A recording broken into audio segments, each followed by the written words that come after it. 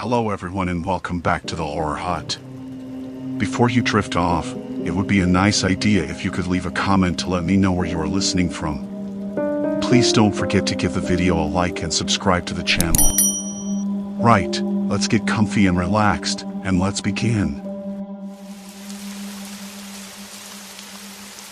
Story 1, Fading World, Neighborhood's Dying Perception. The first thing I noticed was the color of the sky. I had lived in this neighborhood for nearly 15 years, long enough to notice every change, every small shift in air or sound.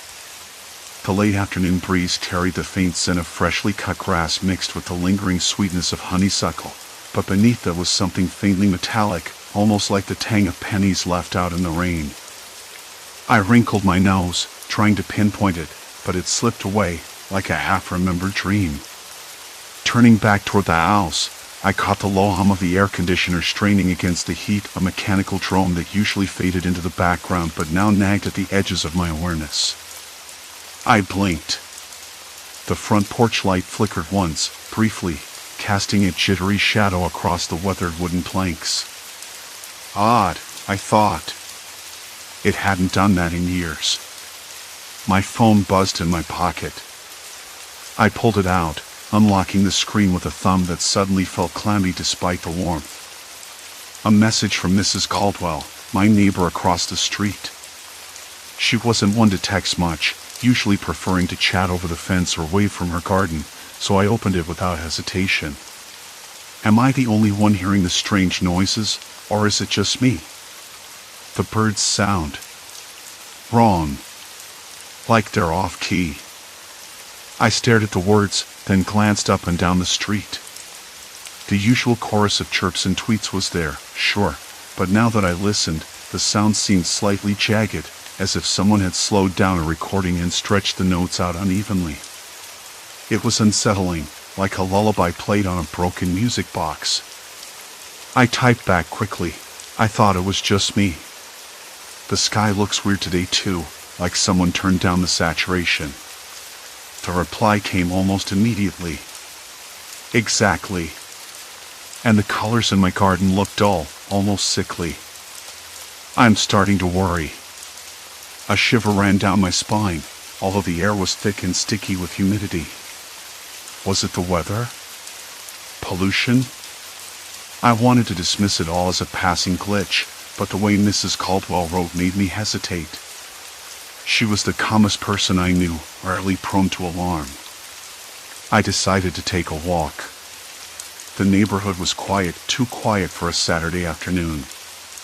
Normally, kids would be kicking soccer balls in the park or riding bikes down the cul-de-sac. Today, the street felt hollow, as if everyone had slipped inside and locked their doors. The crackling leaves underfoot sounded sharper than usual, but the distant hum of traffic was strangely subdued, muffled like it was underwater. Passing by Mr. Jenkins's house, I saw him on his porch, rocking slowly in his chair. He caught my eye and gave a weak nod. His face was paler than I remembered, and the usual sparkle in his eyes was replaced by a dull, tired look. I waved and called out, "Hey, Mr. Jenkins. You all right?"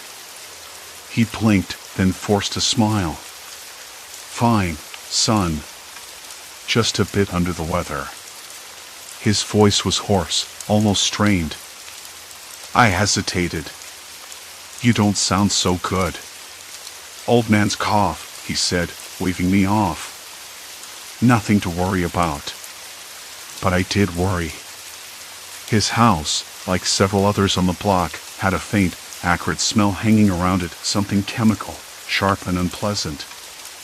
I couldn't place it exactly, but it had a sticky quality, like burnt plastic mixed with something sour and metallic. As I moved along, I noticed the streetlights flickering on earlier than usual. The sun was still high, but the orange glow coated everything in a surreal, tired light. It gave the neighborhood an eerie half-awake feeling, as if the world were trying to trick me into thinking night was coming sooner than it should. I stopped by the community mailbox cluster, where a couple of neighbors had gathered. Mrs. Patel, who always wore bright saris, and Mr. Lopez, whose garden was the envy of the street. They were leaning in close, voices low. "It's the colors, isn't it?" Mrs. Patel said, her brow furrowed. "My tulips look like they're fading from the inside out." Mr. Lopez nodded. "And the sounds. I heard the dogs barking this morning, but it was different. Like they were underwater or something." I frowned. "You mean like the birds?" "Exactly. Everyone's saying the same thing," Mrs. Patel said. "But no one outside the neighborhood notices." I felt a tightening in my chest, a creeping sense of isolation. How could something so obvious to us be invisible to everyone else? Was it just a shared hallucination? Collective paranoia? "We should tell someone," I said, but my voice sounded small, swallowed by the heavy air. Mrs. Patel shook her head. "Who? The town? They think we're crazy." "Maybe we are," Mr. Lopez muttered, his gaze dropping to the ground. I left them there, unease settling like a cold stone in my stomach. The neighborhood had always felt safe, predictable. Now, it was as if we were all living under a thin veil, one that made the world blur and twist just enough to confuse us. And beneath it all, I suspected something else was creeping in, something no one wanted to admit. Back at my house, I stood in the kitchen, the linoleum floor cold and sticky beneath my feet. The hum from the fridge sounded louder than usual, almost like a low growl. I opened the window to let in fresh air, but instead of the usual blend of grass and earth, a faint chemical odor drifted in, subtle but unmistakable. I pressed my palm to the glass, feeling the cool smoothness, and stared out at the street where the street lamp's flickering light cast long, trembling shadows. Maybe I was losing my mind. But then why did everyone else see it too? The colors bleeding out, the sounds warping, the air tasting metallic and strange? I couldn't shake the feeling that something was poisoning us, not just physically, but mentally. Eating away at the edges of what we trusted, what we saw, what we heard. And that was the hardest thing to admit. Because if you can't trust your senses, what can you trust? The next morning, the kitchen smelled different. The faint chemical scent I'd noticed the night before lingered, but now it was sharper, like burnt plastic mixed with something sour, maybe vinegar left out too long. I pinched my nose and opened the window wider, hoping for fresh air, but the neighborhood street was still cloaked in that heavy, unsettling quiet, like the world had been muffled overnight. Even the usual jangle of mail in the box was missing. I was sitting at the breakfast table, tracing circles in the condensation on my mug when Maggie knocked on the door. I didn't hear her approach until the knock came again, louder, more insistent. Her voice was hushed when she slipped inside. "You still up?" she asked, glancing around as if the house might be listening. "I'm here," I said, not bothering to hide the weariness in my voice. The coffee was bitter, too bitter, like the grounds had been left sitting in the pot all night. She shut the door behind her, the click sounding too loud in the quiet. Maggie's usually bright eyes were dull, shadowed with that same unease I'd seen in the other neighbors lately. "We need to talk," she said, dropping her bag on the floor with a thud. "I talked to Mr.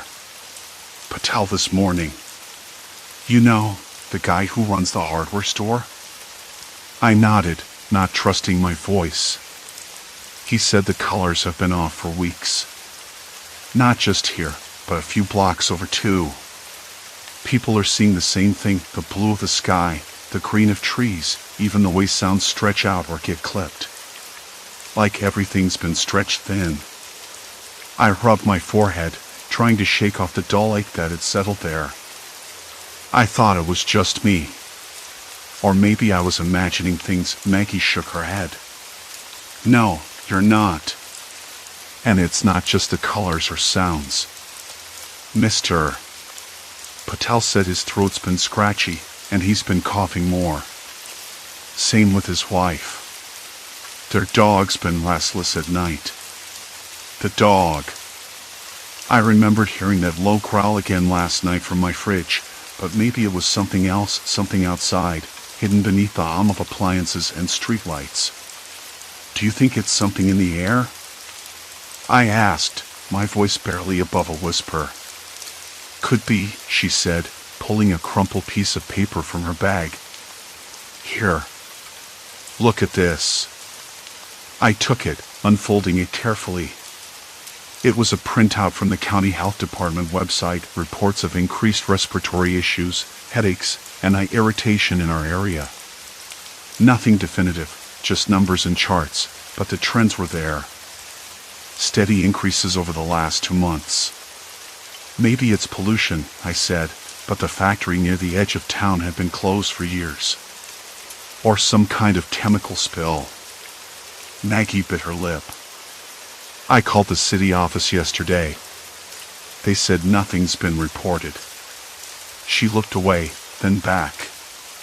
But I don't believe them. Her words hung between us like a fog. I still can't explain it. No reports. No warnings.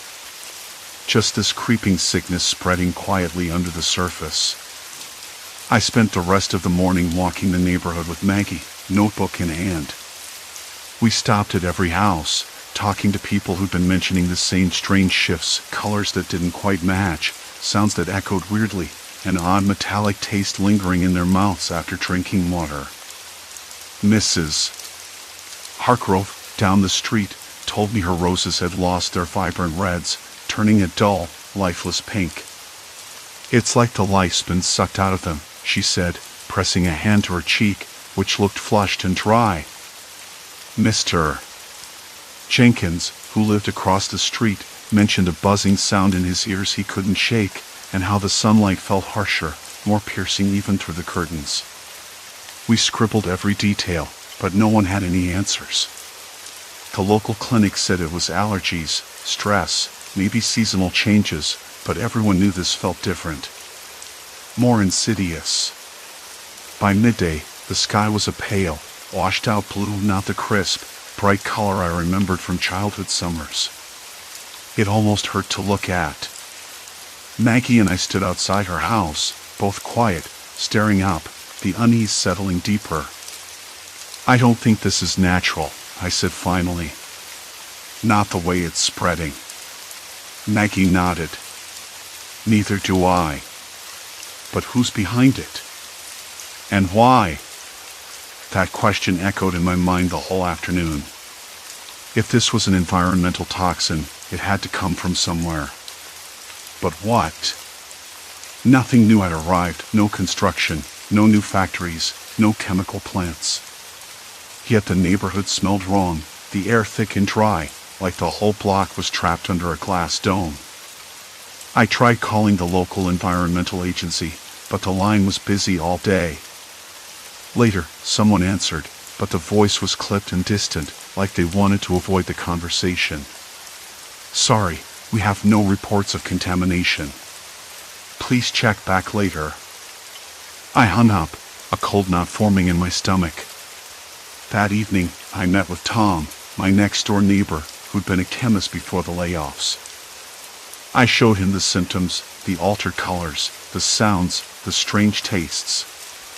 His eyes narrowed as he listened, fingers tapping against the table. Could be a neurotoxin, he said finally. Something that affects the nervous system, altering perception. It's subtle, so people don't realize it's happening until it's too late.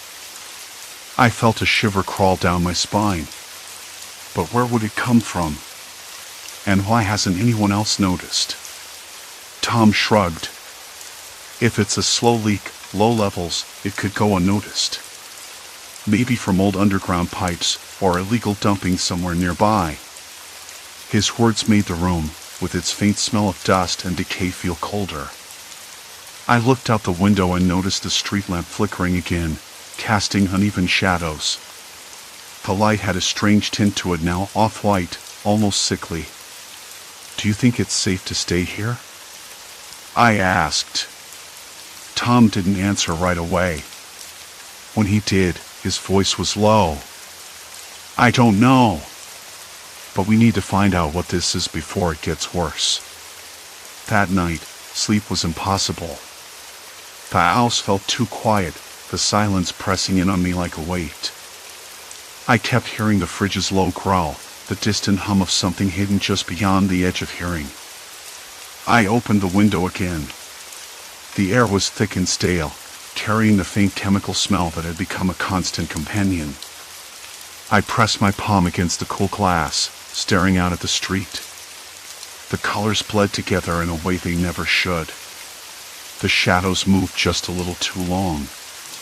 The hum under it all was growing louder. And beneath that hum, I realized something else was lurking. Something that didn't want us to remember what normal felt like.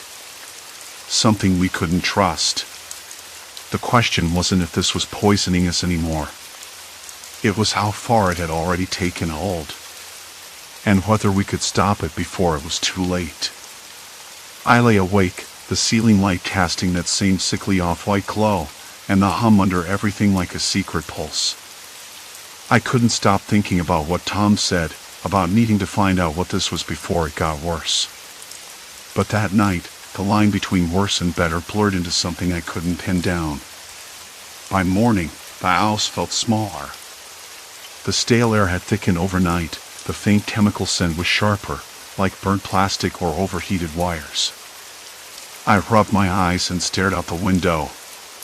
The street looked off, not just the colors, which had always been too soft, too washed out lately, but the sounds too. The usual morning chorus of birds was missing, replaced by a low, almost imperceptible buzzing. A distant dog barked once, but it sounded hollow, like a recording played back at the wrong speed.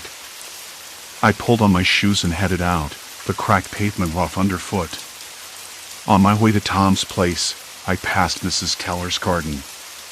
Her marigolds, which last week had been bright orange, now looked faded, like they'd been bleached by time. She was outside, kneeling in the dirt, her hands trembling as she touched the petals. "Morning," I said, trying to keep my voice steady. She looked up, eyes glassy. "Do you see it?" Her voice was thin, brittle, like a dry leaf. "See what?" I asked, though I already knew. "The colors.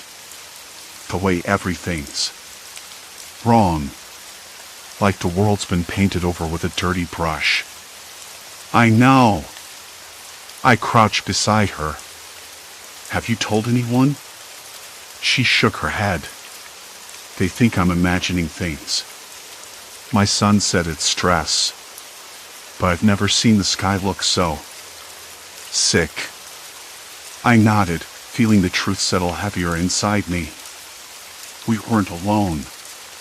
But that didn't make it any easier. At Tom's house, the front door was slightly ajar. I pushed it open and stepped inside. The air was warmer here, but thick, like breathing through a damp cloth.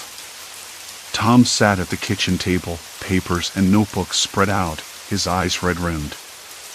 "I've been digging," he said without looking up. "There's something in the water. Not just here, but in the whole area. Tests from the old reservoir elevated levels of some chemical compound. Not listed as hazardous, but it messes with the nervous system. Subtle. Slow." My stomach clenched. "Like what? What does it do?" He tapped a page. "Distorts perception. Changes how you see and hear things. Causes memory lapses, confusion, irritability. Basically, it rewires your senses without you realizing it." I swallowed hard. "So the shifts we're noticing, the colors, the sounds, that's the toxin?"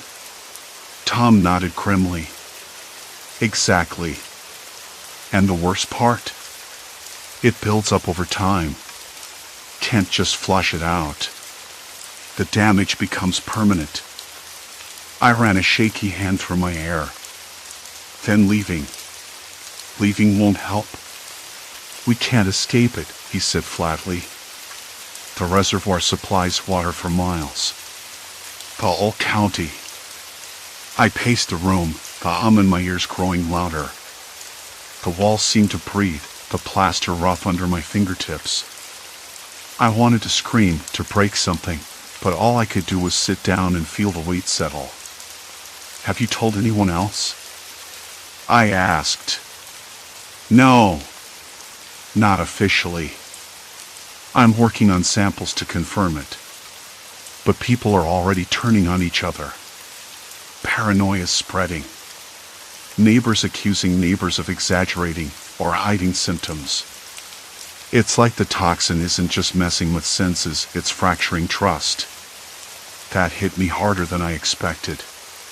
Our shared experience was supposed to bring us together, but instead, it was pulling us apart, cutting deep lines of suspicion and fear. I thought about Mrs. Keller, her trembling hands in the garden. About Tom, eyes red from sleepless nights. About me, standing on this precipice, knowing there was no turning back. We have to tell people, I said finally. If this keeps spreading, if it goes unchecked. Tom's voice was quiet but firm. We don't have time. If we make this public without solid proof, they'll shut us down. The water company, the local government, none of them want to panic. I bit my lip. So what? We just wait. Watch everyone slip further into this haze. He shrugged. No. We find a way to expose it. But carefully. Strategically. A sudden noise startled me, a tapping from the window. I turned sharply. Outside, a man stood on the sidewalk, watching the house. His face was hard to make out through the grimy glass, but something about him felt off. Unfamiliar. Did you see that? I asked, voice low. Tom looked over. Probably just someone passing by. No, I said, gripping the edge of the table. He was watching us. Tom's jaw tightened. Maybe. Or maybe it's nothing. But I knew better. The feeling in my gut was sharp and cold.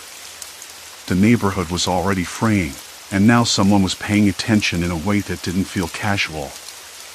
The idea that somebody with their own agenda might be monitoring us, maybe even trying to control the narrative, sent a shiver down my spine. I glanced back out the window. The man was gone. The colors outside had faded further, the sky a dull gray, the hum louder still. There was no going back. We were caught in something bigger than any of us had imagined. A slow, creeping poison not just in the water, but in the air between us, infecting not only our senses, but our ability to trust. I stood, the floor cold beneath my feet, and made a decision.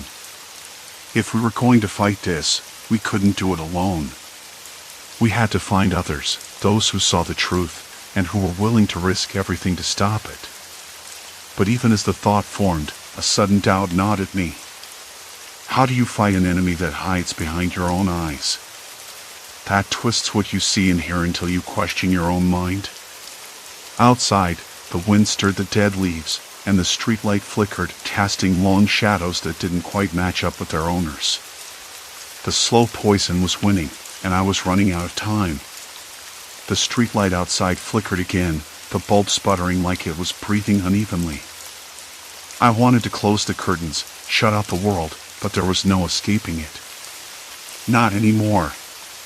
The man was gone, vanished as quickly as he appeared, but his presence lingered. A reminder that we weren't alone in this, someone else was watching, waiting.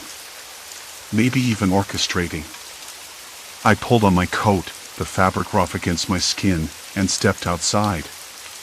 The night air was damp, heavy with the scent of wet earth and something metallic beneath it, a faint, sharp tang that made my tongue catch. Leaves crunched underfoot, brittle and dry despite the moisture. The street was deserted, but the feeling of eyes on me was unmistakable. I kept glancing over my shoulder, expecting to see that same figure lurking in the shadows. Down the block, Mrs. Langley's porch light flickered erratically. It cast a sickly yellow glow over her carefully manicured lawn. She called me yesterday, voice trembling, describing the same color shifts and strange sounds. She said her garden didn't look right anymore, colors dulling, the bees absent. I told her I'd check on the water again, but now I wondered if it was something worse. I crossed the street, boots scraping the cracked pavement. The hum grew louder, vibrating through the soles of my feet. I could taste it, a faint bitterness on my tongue, like swallowing rust. I stopped beneath a street lamp that buzzed inconsistently, its light strobing in bursts. My skin prickled, goosebumps rising despite the warmth of my coat. A figure stepped out from behind a parked car. I flinched, heart thudding. It was Tom, the guy from 2 houses down, his face pale and drawn. His eyes darted nervously, lips pressed into a tight line. "You saw him too," Tom whispered, voice hoarse. I nodded, swallowing hard. "Yeah. We need to talk. Away from here." The urgency in his tone sent a jolt through me. He glanced around, then pulled me toward a narrow alley between 2 buildings. The alley reeked of damp concrete and something sour, like spoiled milk left out too long. The walls closed in, rough bricks scraping my fingertips as I steadied myself. Tom's hands trembled as he fished in his pocket, pulling out a small, crumpled notebook. "I've been keeping track," he said, voice barely audible over the hum. "Not just what we see or hear, but the patterns. Times of day when the shifts are worse. Places where the air feels thickest." He flipped the notebook open. The pages were covered in scribbled notes and hastily drawn graphs, lines looping erratically. "It's not random. It's deliberate.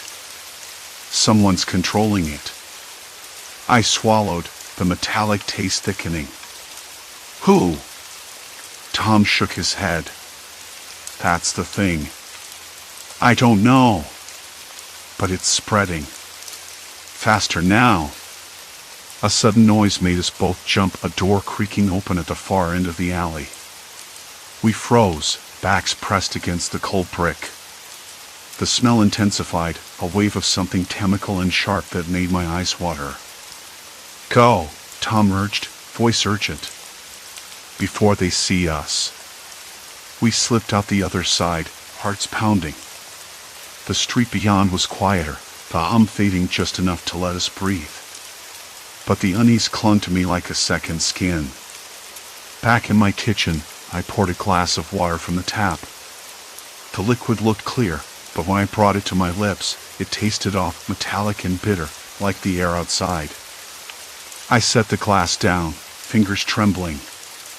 I stared at the walls, the colors shifting subtly, warping the familiar into something sinister. The quiet in the house was thick, almost suffocating.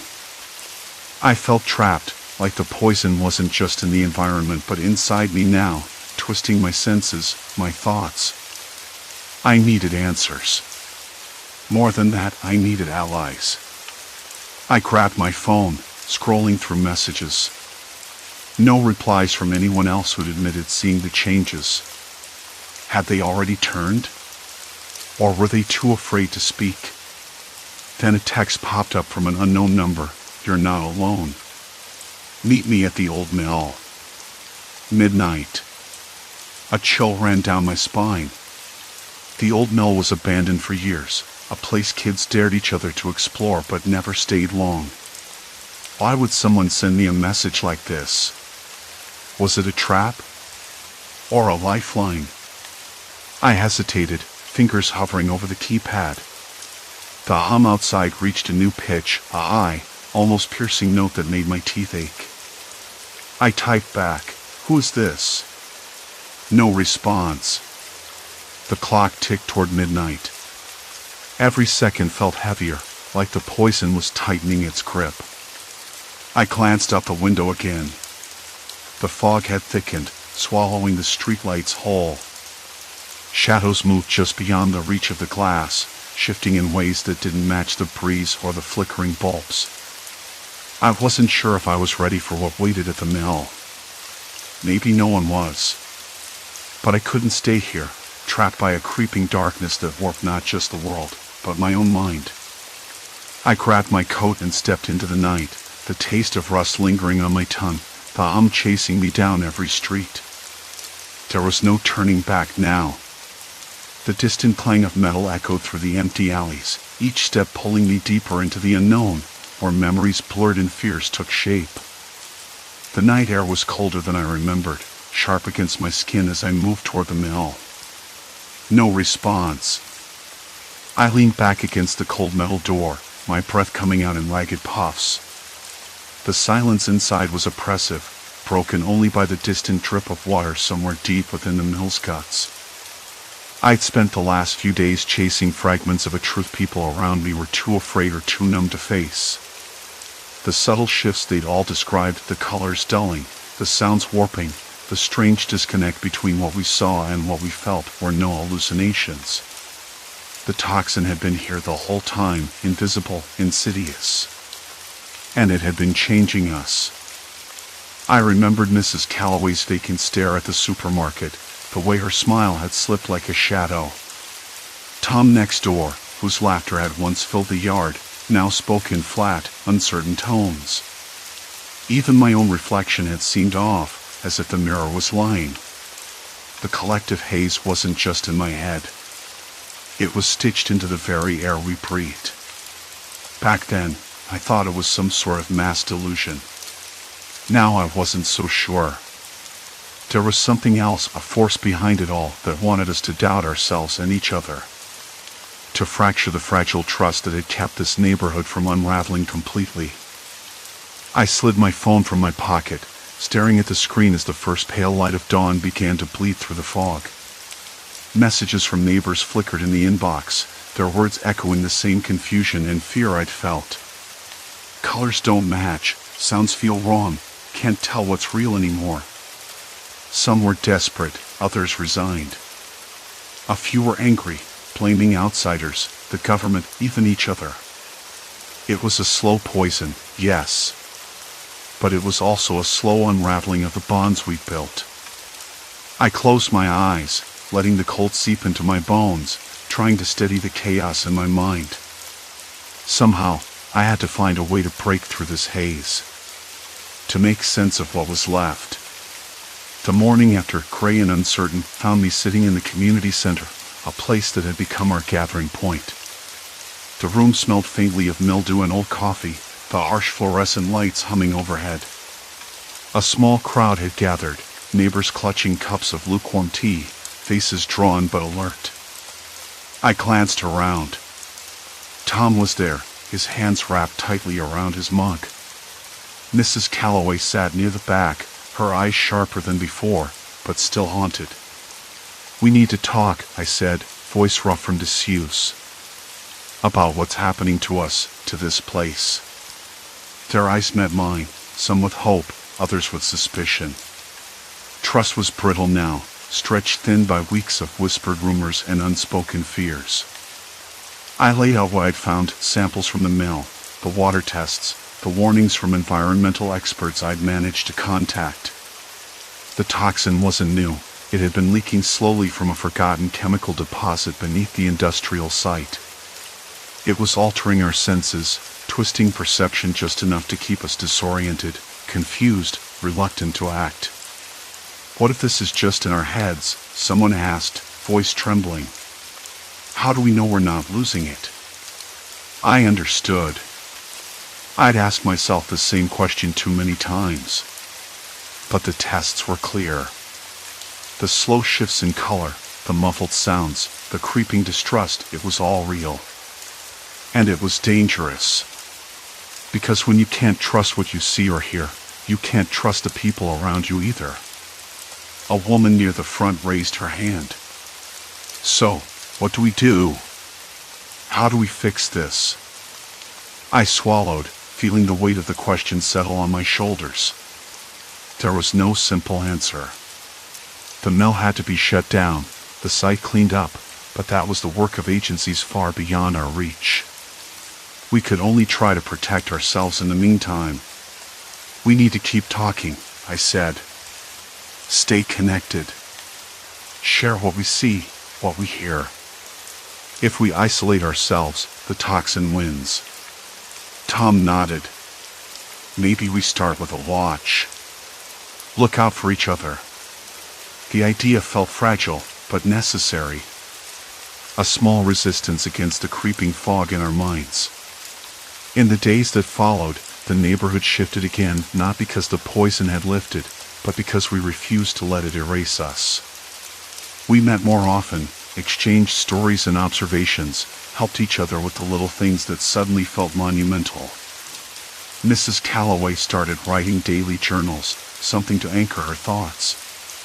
Tom organized walks to check on the elderly, to break the silence that threatened to swallow us whole. I found myself changing too. The sharp edge of doubt still lingered, but beneath it, a quiet resolve had taken root. I learned to question what I saw and heard, but not to surrender to it. To listen harder. To look closer. One afternoon, I stood outside my house, the sky a flat sheet of gray, when the hum returned lower now, almost like a breath. The colors around me still seemed off, the world slightly skewed, but the fear wasn't the same. It was tempered by something else. Acceptance, maybe. Or understanding. I thought about the nights I'd spent wandering these streets, chasing shadows and half-remembered truths. About the faces of my neighbors, flawed and frightened, but still reaching for something real. It struck me then how fragile trust really was, how easy it was to lose, and how much it took to rebuild. The toxin hadn't left. It couldn't, not yet. But we had found a way to exist alongside it. A kind of uneasy truce. I looked up at the sky, the muted colors shifting imperceptibly with the light.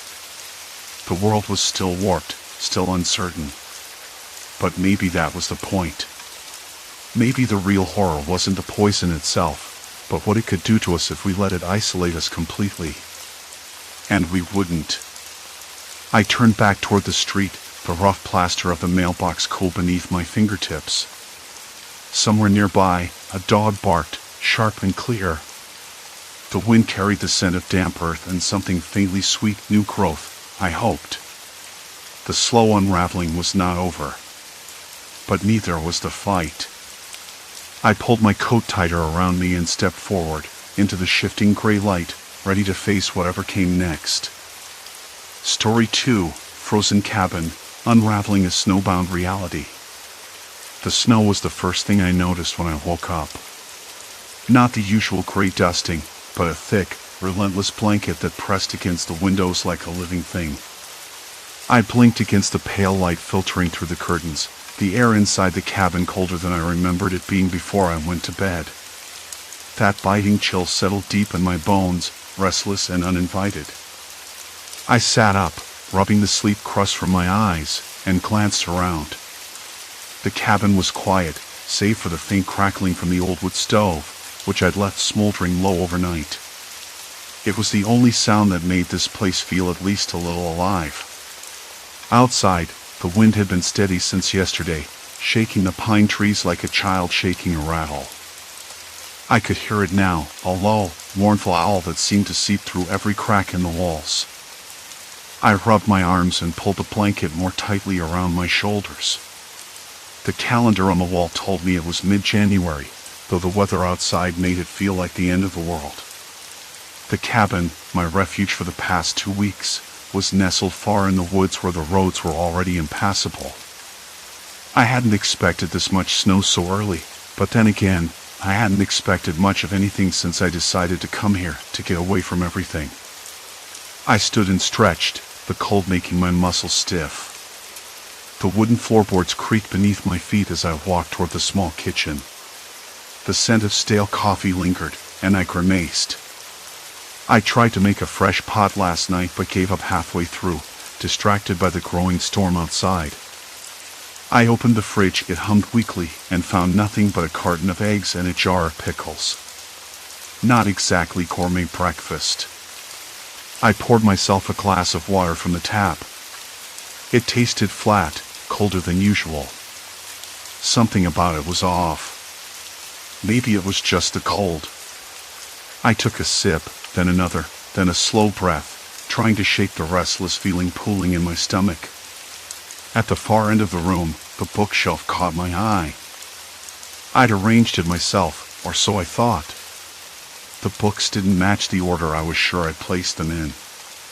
The spine of a novel I'd picked up last summer was missing entirely, vanished. Trust me, I was there. I frowned. How had I missed that? I could have sworn it was there yesterday. I moved closer, fingertips tracing the dusty edges. The light from the window, weak as it was, caught on something behind the books. A photograph, slipped between two volumes, crooked and faded. I pulled it out. It showed a man and a woman standing in front of a different cabin, one with a bright red door. I didn't recognize them. Had I ever seen this photo before? My mind scrambled for the memory but came up blank. I turned the photo over, hoping for a note or a date, but nothing. Just the rough texture of the paper and the faint imprint of fingerprints. I put it down gently and stared at the books again. The shelf now felt alien, like a stranger's living room I'd wandered into by mistake. The cabin had always been small, but cozy. The walls, covered in rough wooden paneling, held the scent of pine and old smoke. A few days ago, I'd spent hours cleaning and organizing. Or at least I thought I had. Now, the floorboards beneath the window on the east wall creaked differently. That window, had it always been there? I walked toward it, feeling the cold radiate from the glass. But as I stood there, I realized something was wrong. The window was smaller than I remembered. Not just smaller, but the frame was different, the latch missing, replaced by a simple nail hammered in at an odd angle. I turned my head sharply, scanning the room. The other windows looked the same, but that one, something had shifted. I touched the rough plaster beside the window frame. It felt uneven, as if it had been patched recently. I shouldn't be noticing these things. I should know the cabin better than anyone. This was supposed to be my sanctuary.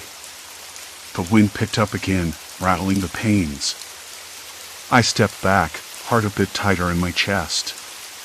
There was a subtle crack in the silence, like a distant door closing somewhere in the house. My breath caught. I told myself it was nothing. The cabin was old. The walls moved. The wind played tricks on the ears.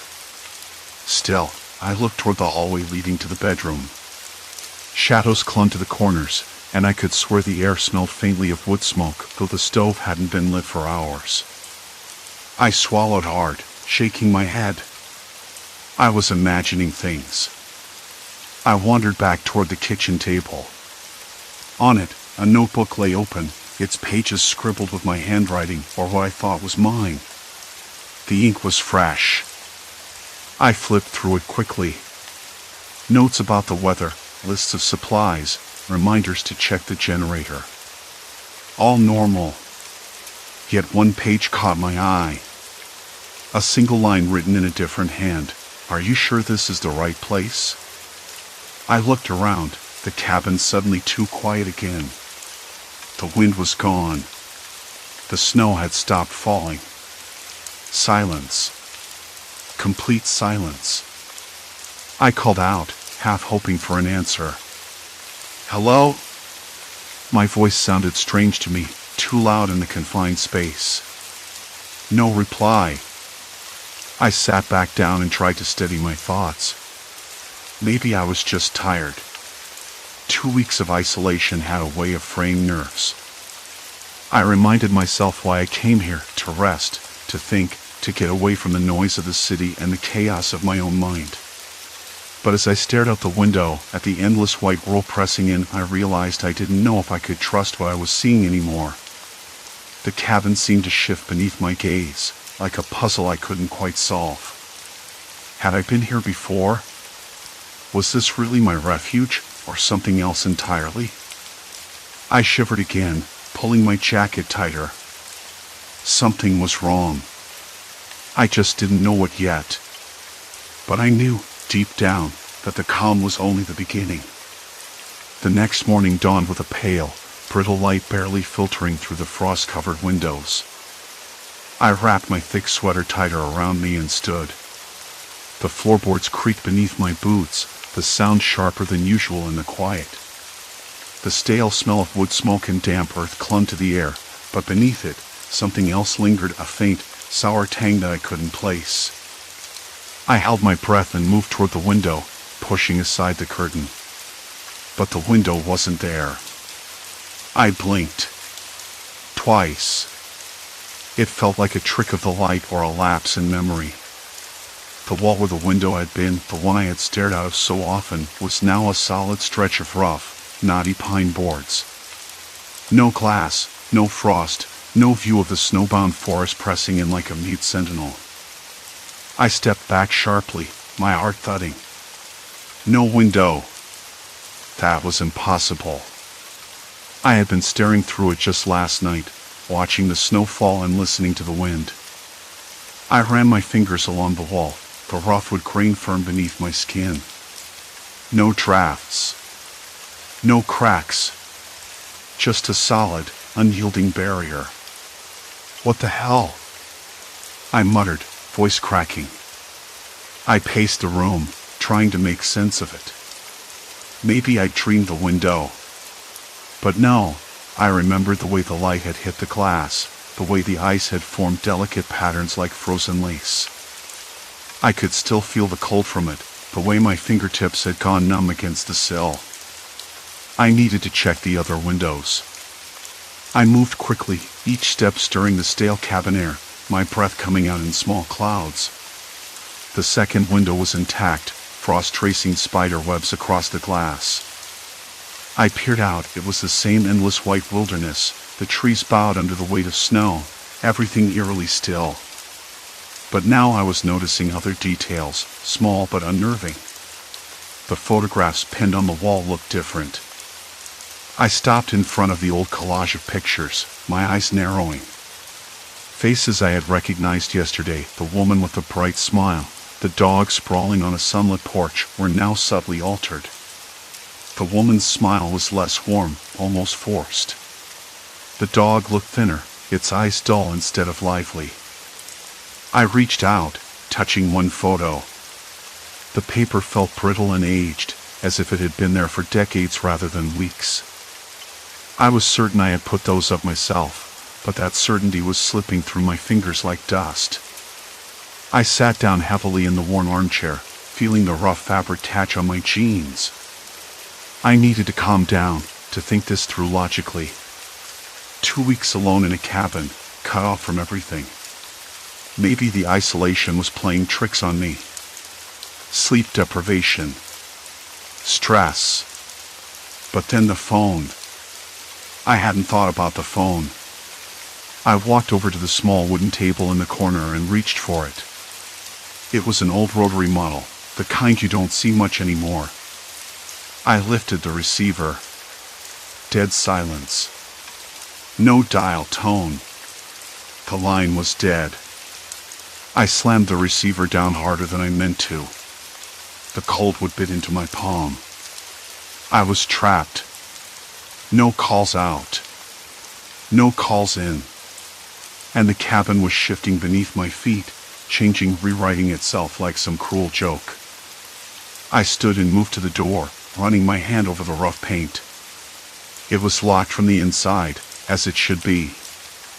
I tried the knob, then the lock, then the frame. Solid. No way out until the snow melted or someone found me. The wind picked up outside, rattling the cabin like a warning. I pressed my forehead against the door, the cold seeping through to my skin. This wasn't just loneliness anymore. It was something else. Something that wanted to unravel me. I forced myself to breathe deeply, to listen. The silence was broken by a distant sound, a dog barking, low and mournful, somewhere beyond the trees.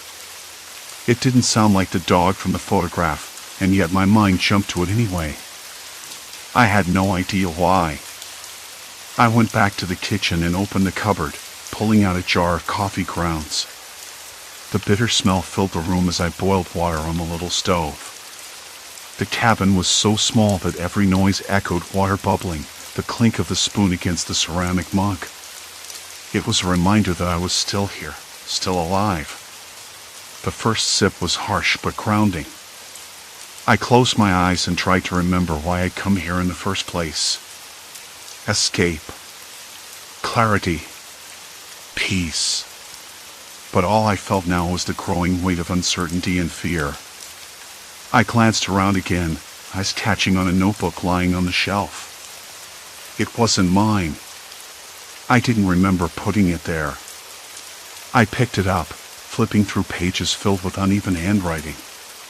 The words were fragmented, sometimes crossed out, sometimes repeated. "Who are you?" one line read. Another, "They keep changing the walls." The last entry was dated 2 days ago, although I had no idea who wrote it. My hands trembled as I closed the notebook. This wasn't just my mind playing tricks. Someone else had been here. Someone had left these messages. I heard a faint creak from upstairs. The hair on my neck prickled. The cabin was supposed to be empty. I wasn't expecting anyone. I swallowed hard and climbed the narrow staircase, each step groaning beneath me. The upper floor was cold and dark, filled with old furniture covered in sheets. Dust floated in shafts of light from a skylight, the only window on this floor. But then I noticed it. The skylight was cracked. Not a small fissure, but a jagged line that split the glass like a wound. It hadn't been broken yesterday. My breath caught, and I stepped back quickly. Someone had been here, or was still here. The thought twisted inside me, tightening like a noose. I hurried downstairs, heart pounding. The dog barked again, closer this time, desperate and scared. I couldn't tell where it was coming from. Was it outside? Or inside? Back in the living room, I looked at the door again, noticing a faint scuff mark near the bottom, a sign that something or someone had tried to get in. I ran my fingers over the scratch, cold sweat breaking out along my spine. This was no longer about isolation or memory lapses. It was about survival. And I wasn't sure if I was ready. The wind howled suddenly, slamming against the cabin with renewed force. The lights flickered. Shadows danced on the walls. I stood frozen, listening to the silence that followed, the kind of silence that holds its breath and waits. Something was out there. Watching. Waiting. My throat went dry. I had to find answers. But the cabin refused to give them up easily. The wind's howl hadn't let up. I swallowed hard. There was no going back. Not now. I'd been fooling myself since I arrived, pretending the isolation was temporary, that I could just wait it out, wait for the snow to stop, for someone to find me.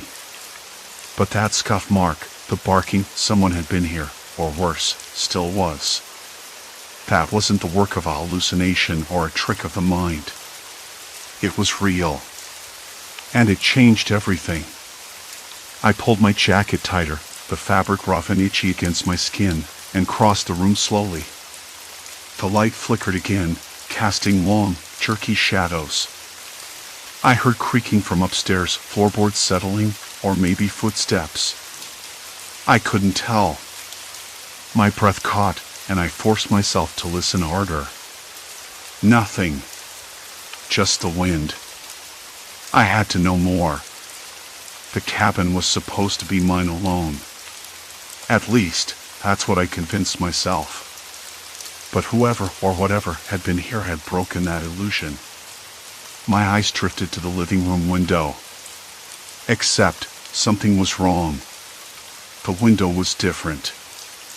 I blinked hard, stepping closer. The frame was narrower, the glass slightly frosted over in a way I hadn't noticed before. I was sure the window was bigger, letting in more light. I could swear I'd looked out it just yesterday, seen the snow-covered pines standing tall, silent. Now it was like a thin slit, offering a distorted view of the outside world. I stepped back, shaking my head.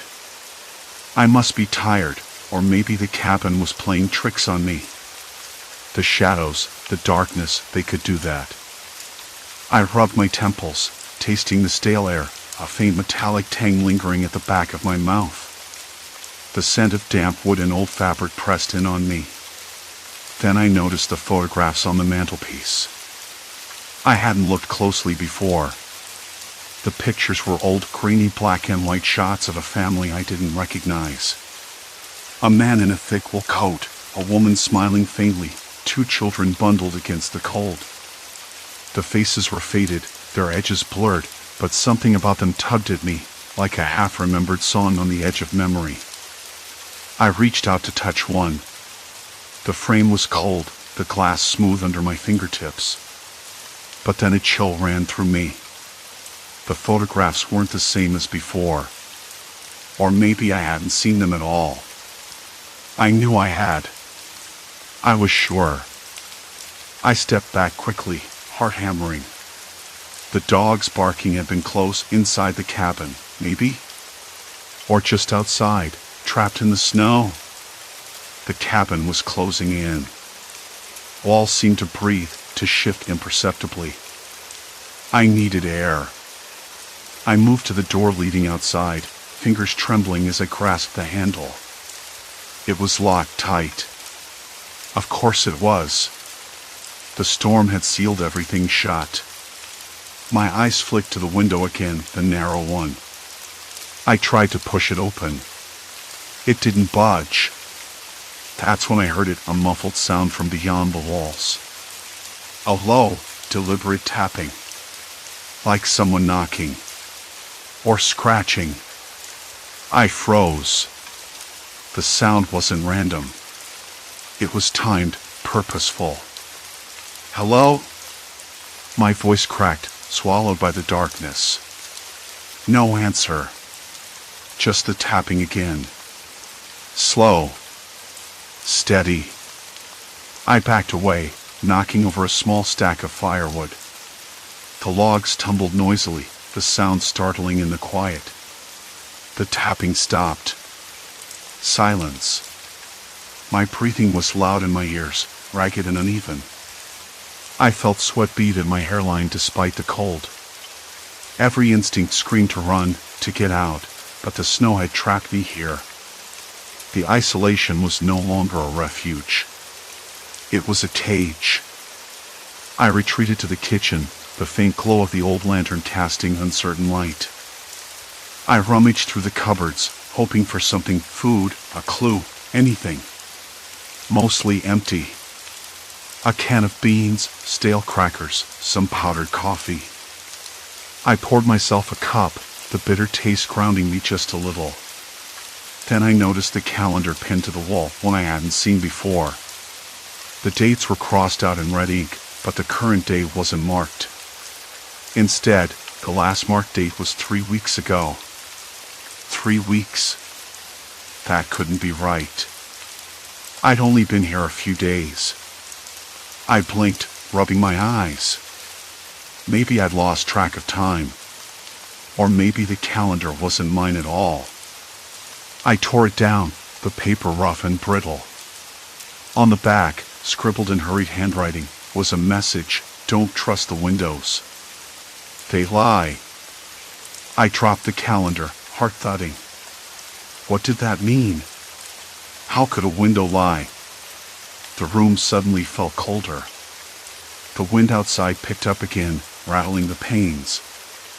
I could almost hear voices carried in the gusts, whispers, maybe, or the echoes of someone else's thoughts. I pressed my hands to the countertop, my knuckles white. Something was wrong with me. With this place. I had to find out what. I went back upstairs, each step creaking beneath my weight. The house groaned, settling into itself, or maybe warning me off. In the bedroom, I found more photographs scattered across the floor, this time in color. A woman with dark hair, smiling at the camera. A man with tired eyes. They looked familiar. Like faces I should remember. I knelt, picking one up. The edges were dog-eared, the gloss fading. Then I noticed the date stamped in the corner, 2 years earlier. 2 years. I didn't live here 2 years ago. I wasn't even supposed to know these people. A cold wave washed over me. I scrambled to the bedside table, rifling through drawers until I found a small notebook, its cover cracked and worn. Inside were entries, dates, names, strange observations. The handwriting was shaky, frantic at times. I don't know who I am anymore. The cabin changes. The photos change. The windows change. Am I still me? My breath caught. That was me. I recognized the handwriting. It was my own. I dropped the notebook, hands trembling so badly I could barely stand. Who had written this? When? How long had I been trapped here, losing pieces of myself day by day? The tapping started again, soft, insistent. Coming from below. I didn't want to go down, but I had to. I had no choice. The front door was locked. Windows lied. And whatever was out there wasn't just waiting. It was coming in. The cabin wasn't a refuge anymore. It was a trap. And I had already stepped past the point of no return. The tapping didn't stop. I swallowed hard and forced myself to stand. My legs wobbled under me, but I kept moving toward the narrow stairwell leading down. The wood creaked under my weight, the sound echoing off the low ceiling. The beam of my flashlight trembled in my hand, casting long, jittery shadows that danced on the walls. I tried to steady my breath, but it came in sharp bursts. Too fast. Not enough. Everything had changed. The window in the living room, I was sure of it, was gone. Replaced by a solid, unbroken wall of wood. I remembered the bright light that spilled in during the afternoon, the way the snowflakes caught on the glass. Now, nothing but blankness stared back. I checked it twice that day. And the photographs on the mantel, too. Faces blurred, smiles warped. One moment, clear as daylight, the next, smeared like watercolors left out in the rain. How could I trust anything anymore? The stairs ended at a door, thick and swollen with moisture.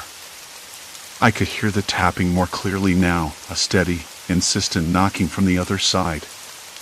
My hand shook as I reached out to push it open. The door gave way with a groan, revealing a cramped, windowless cellar. The smell hit me first, earth and mildew, sour and biting. I flicked the light around, catching glimpses of crates stacked haphazardly, cobwebs draped like curtains, and something else. Something that made my throat close up. A figure. Not quite a shadow, not quite solid. A man, sitting on an old wooden chair, his face hidden beneath the brim of a battered hat. He didn't move. Didn't speak. Just sat there, tapping his fingers on the armrest in time with the knocking sound. I stepped back, heart hammering so loudly I thought it might burst. Who's there? My voice cracked, the sound too small in the vast, dark space. No answer. Just the tapping. The tapping. I blinked, and when my eyes adjusted, the chair was empty. Cold dread wrapped around me like a suffocating blanket. I spun around, searching for a way out, but the door had slammed shut behind me. I pounded against it, but it wouldn't budge. Panic clawed at my chest, squeezing tighter with every breath I tried to take. Then, a faint whisper. Not from the man, but from somewhere deeper in the cellar. Words, broken and indistinct, like a radio signal caught on static. I pressed my ear to the wall, straining to catch the meaning. Remember. Remember. The voice was fragile, desperate. My knees hit the floor, and I leaned heavily against the cold stone. I wanted to scream, to cry, but the words stuck in my throat. I didn't want to remember. Not if it meant losing what little sanity I had left. The flashlight flickered once, twice, and died. Darkness swallowed me whole. I fumbled for my phone, but the screen was cracked, unresponsive. The cold seeped through my clothes, turning my skin numb. I was trapped, alone, with a voice that wasn't mine whispering secrets I wasn't ready to hear. Then, footsteps. Slow, deliberate, coming from the far end of the cellar. Not the tapping. Real footsteps. I scrambled backwards, hands scraping the rough floor, heart racing as if trying to escape my chest. The light from the single bulb overhead flickered back to life, revealing the empty room once more. No one there. Only the lingering echo of a threat I couldn't see. I stood, trembling, and pressed my palm to the wall. The surface felt warmer than before, almost pulsing beneath my fingertips. Was I losing my mind? Or was the cabin itself alive, reshaping around me, erasing scenes of reality until I was nothing but a ghost trapped within its walls? I swallowed hard and forced my legs to carry me back up the stairs. The door at the top was unlocked now, swinging open to the familiar, cold air of the main floor. The snow outside had stopped falling, but the night felt heavier, thicker, like it was watching. The notebook was gone. I searched the bedside table, the floor, every drawer in the cabin. Nothing. It was as if it had never existed. A trick of my imagination or a cruel joke played by the isolation? I sank into the armchair by the fireplace, the heat long since faded to a memory. My hands trembled again, fingers tracing the grain of the wood as I tried to piece together what had just happened. Who was that man downstairs? Had I imagined him? Was the tapping a warning or a lure? I glanced toward the windowless wall in the living room. The absence of the glass felt like a wound, raw and open, bleeding uncertainty into every corner of the cabin. I couldn't stay here. Not like this. But the storm outside was relentless, and the road back was buried beneath unbroken snowdrifts. A knot tightened in my stomach. My mind frayed along the edges, unraveling in the cold. Every minute spent alone pushed me further from who I thought I was. And from the truth. The tapping started again, softer this time, almost hesitant. I didn't want to go back. But I had to. Because whatever was waiting downstairs wasn't done with me yet. I forced myself to rise, each step heavier than the last. The dim glow from the fireplace flickered uncertainly as I crept toward the basement door, its cold handle chilling my palm. The tapping paused. Silence. Then, a whisper, barely audible, called my name. The whisper wasn't a whisper at all. I swallowed, the dry scrape of my throat sounding too loud in the stillness. Who's there? My voice cracked. Not because I was scared exactly, though I probably should have been, but because I wasn't sure what else to say. The owls didn't answer. The shadows didn't move. Only the rhythmic, distant howl of the wind outside filled the void. I wanted to run back upstairs, to the fragile safety of flickering firelight and familiar, if warped, memories. But my feet moved before my mind could catch up. Down the stairs I went, each step creaking beneath me, the bare bulbs overhead buzzing faintly. The basement was colder than the rest of the cabin, the air heavy with damp earth and something else, something stale and metallic that made me wrinkle my nose. I reached the bottom and froze again. The space was empty, save for scattered boxes and the old furnace, which hummed quietly. There was no sign of the man. No sign of anything that could have made the tapping. I brushed my fingers against the rough stone wall and tried to steady my breath. The nameless weight pressing on me didn't lighten. Above the furnace, a small panel was loose. I pulled it open, revealing a shallow cavity. Inside, a single photograph lay folded, a picture I didn't recognize. It was grainy, black and white, a group of people standing in front of the cabin, but the faces were blurred, smudged beyond recognition. The snow looked freshly fallen, yet none of this felt familiar. I stuffed the photo into my coat pocket and closed the panel. Back upstairs, the absence of the window still gnawed at me. The plaster where it used to be was rough, uneven, as if hastily repaired. I pressed my palm against it, the cold seeping through and sinking into my bones. The room felt smaller now, more confined, like the cabin was shrinking around me, or maybe I was expanding, crowding the space with doubt and fear. I sat on the threadbare couch and pulled the blanket tighter around my shoulders. The photographs on the mantelpiece caught my eye.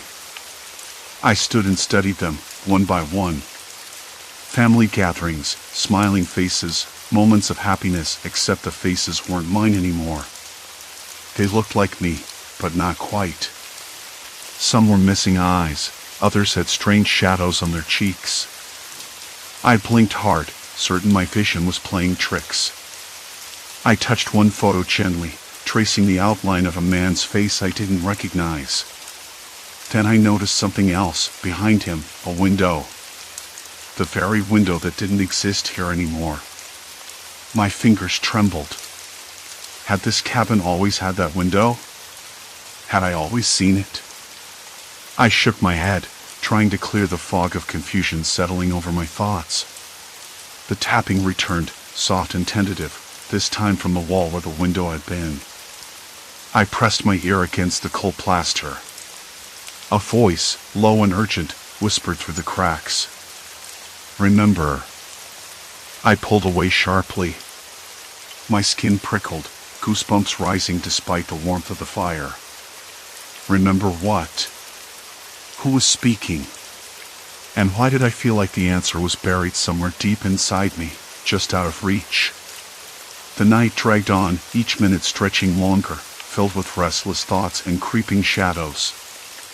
I tried to sleep, but my mind replayed fragmented memories, faces, places, moments that felt both mine and not mine. The storm outside waned, but inside, the tempest raged. Morning light spilled weakly through the cracked door frame. I was exhausted, my body aching from tension and cold. The photograph from the basement weighed heavily in my pocket.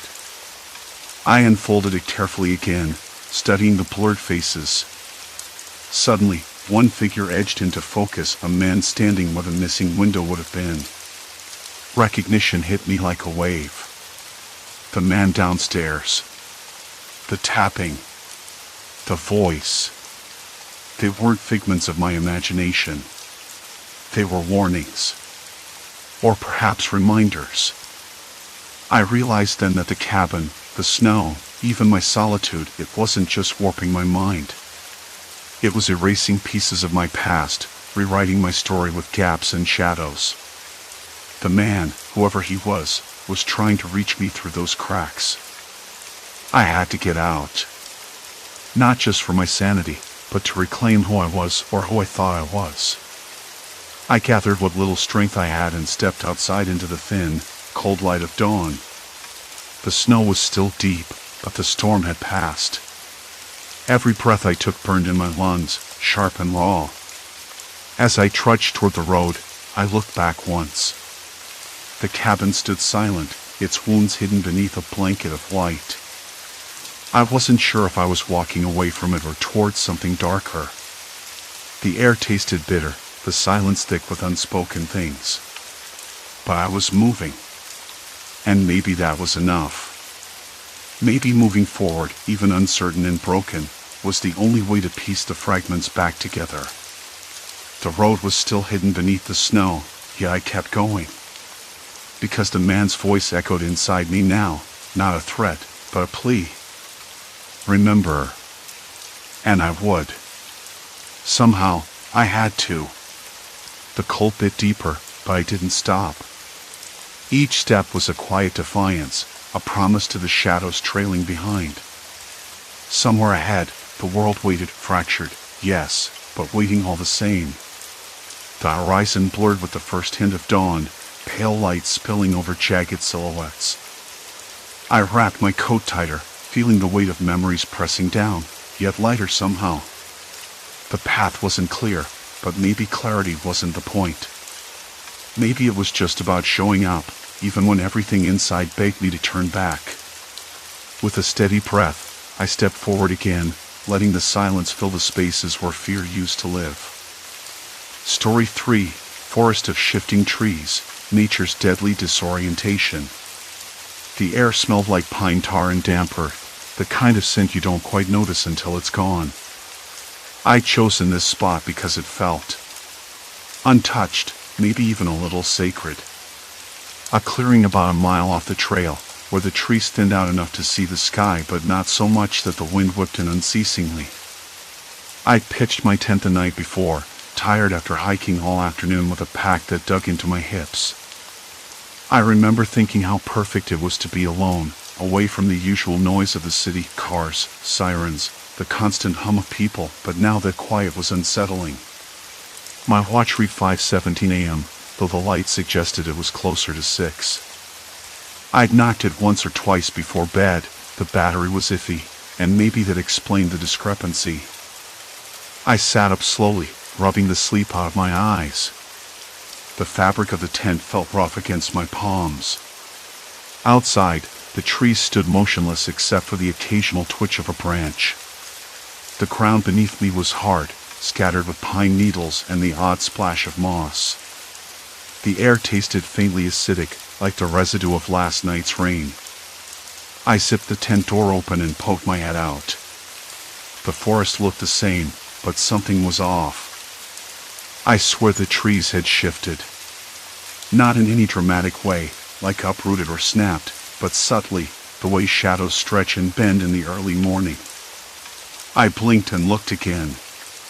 The trunks weren't exactly where I'd left them. The tree to the left, a crooked spruce, seemed to have edged closer to the one on the right. The space between them was narrower, almost like a narrowing corridor. I shook my head. Probably just my eyes playing tricks, the way the light hit the bark. Still, a flicker of something unease rippled through me. I stepped outside fully, the cool morning air biting at my skin. The forest felt denser than I remembered. The path I'd taken to get here was nowhere in sight. I'd been careful to note landmarks, the way the moss grew on the north side of trees, the shape of a crooked branch, but now those markers seemed scrambled. I crouched down and scanned the ground. The dirt here was undisturbed, no footprints or signs of animal passage. The only thing that caught my eye was a small pile of pine cones arranged in a rough circle near a gnarled root. I frowned. I was certain I hadn't left them there. "Hello?" I called, my voice sounding too loud in the stillness. No answer. The forest swallowed the sound immediately. I decided to retrace my steps to the trail, but after a few minutes of walking, I realized I was disoriented. The familiar landmarks weren't where I expected them to be. The trees, those silent sentinels, seemed to have rearranged themselves overnight. I stopped and looked back. The clearing where I'd camped was gone, swallowed up by a tighter thicket. I swallowed hard. The idea of trees moving on their own was ridiculous. I know how that sounds. I'm not imagining things. It's just, if I hadn't slept through some storm or tremor that shifted the land, how else could this be explained? No wind had blown last night. I checked the weather. No earthquakes reported. I pulled my jacket tighter around me and started walking again, slower this time, deliberately scanning for anything that might guide me back. The sun was rising fast now, casting long shadows that seemed to stretch and twist. The air was cooler than I expected for this time of year, carrying a faint metallic tang that made my mouth dry. A dry crack echoed somewhere behind me, like a branch snapping underfoot, but when I turned, there was nothing. Just the trees, standing too close, too still. My pulse quickened, not from fear exactly, but from that prickly awareness that something was wrong in a way I couldn't yet grasp. I told myself it was probably an animal, deer maybe, but the sound had been too loud, too deliberate. Maybe I'm jumping at shadows, I muttered aloud, kicking at a rock with the toe of my boot. Get it together. I checked my pack for the 10th time: water bottle, granola bars, map, compass. The compass needle spun lazily, refusing to settle, which only added to the confusion. I tapped it a few times, but it didn't help. The map was folded neatly, but I wasn't sure I could trust it anymore. If the trees had truly shifted, then the whole landscape might have changed in ways I hadn't anticipated. I crouched down and pressed my palm against the dirt.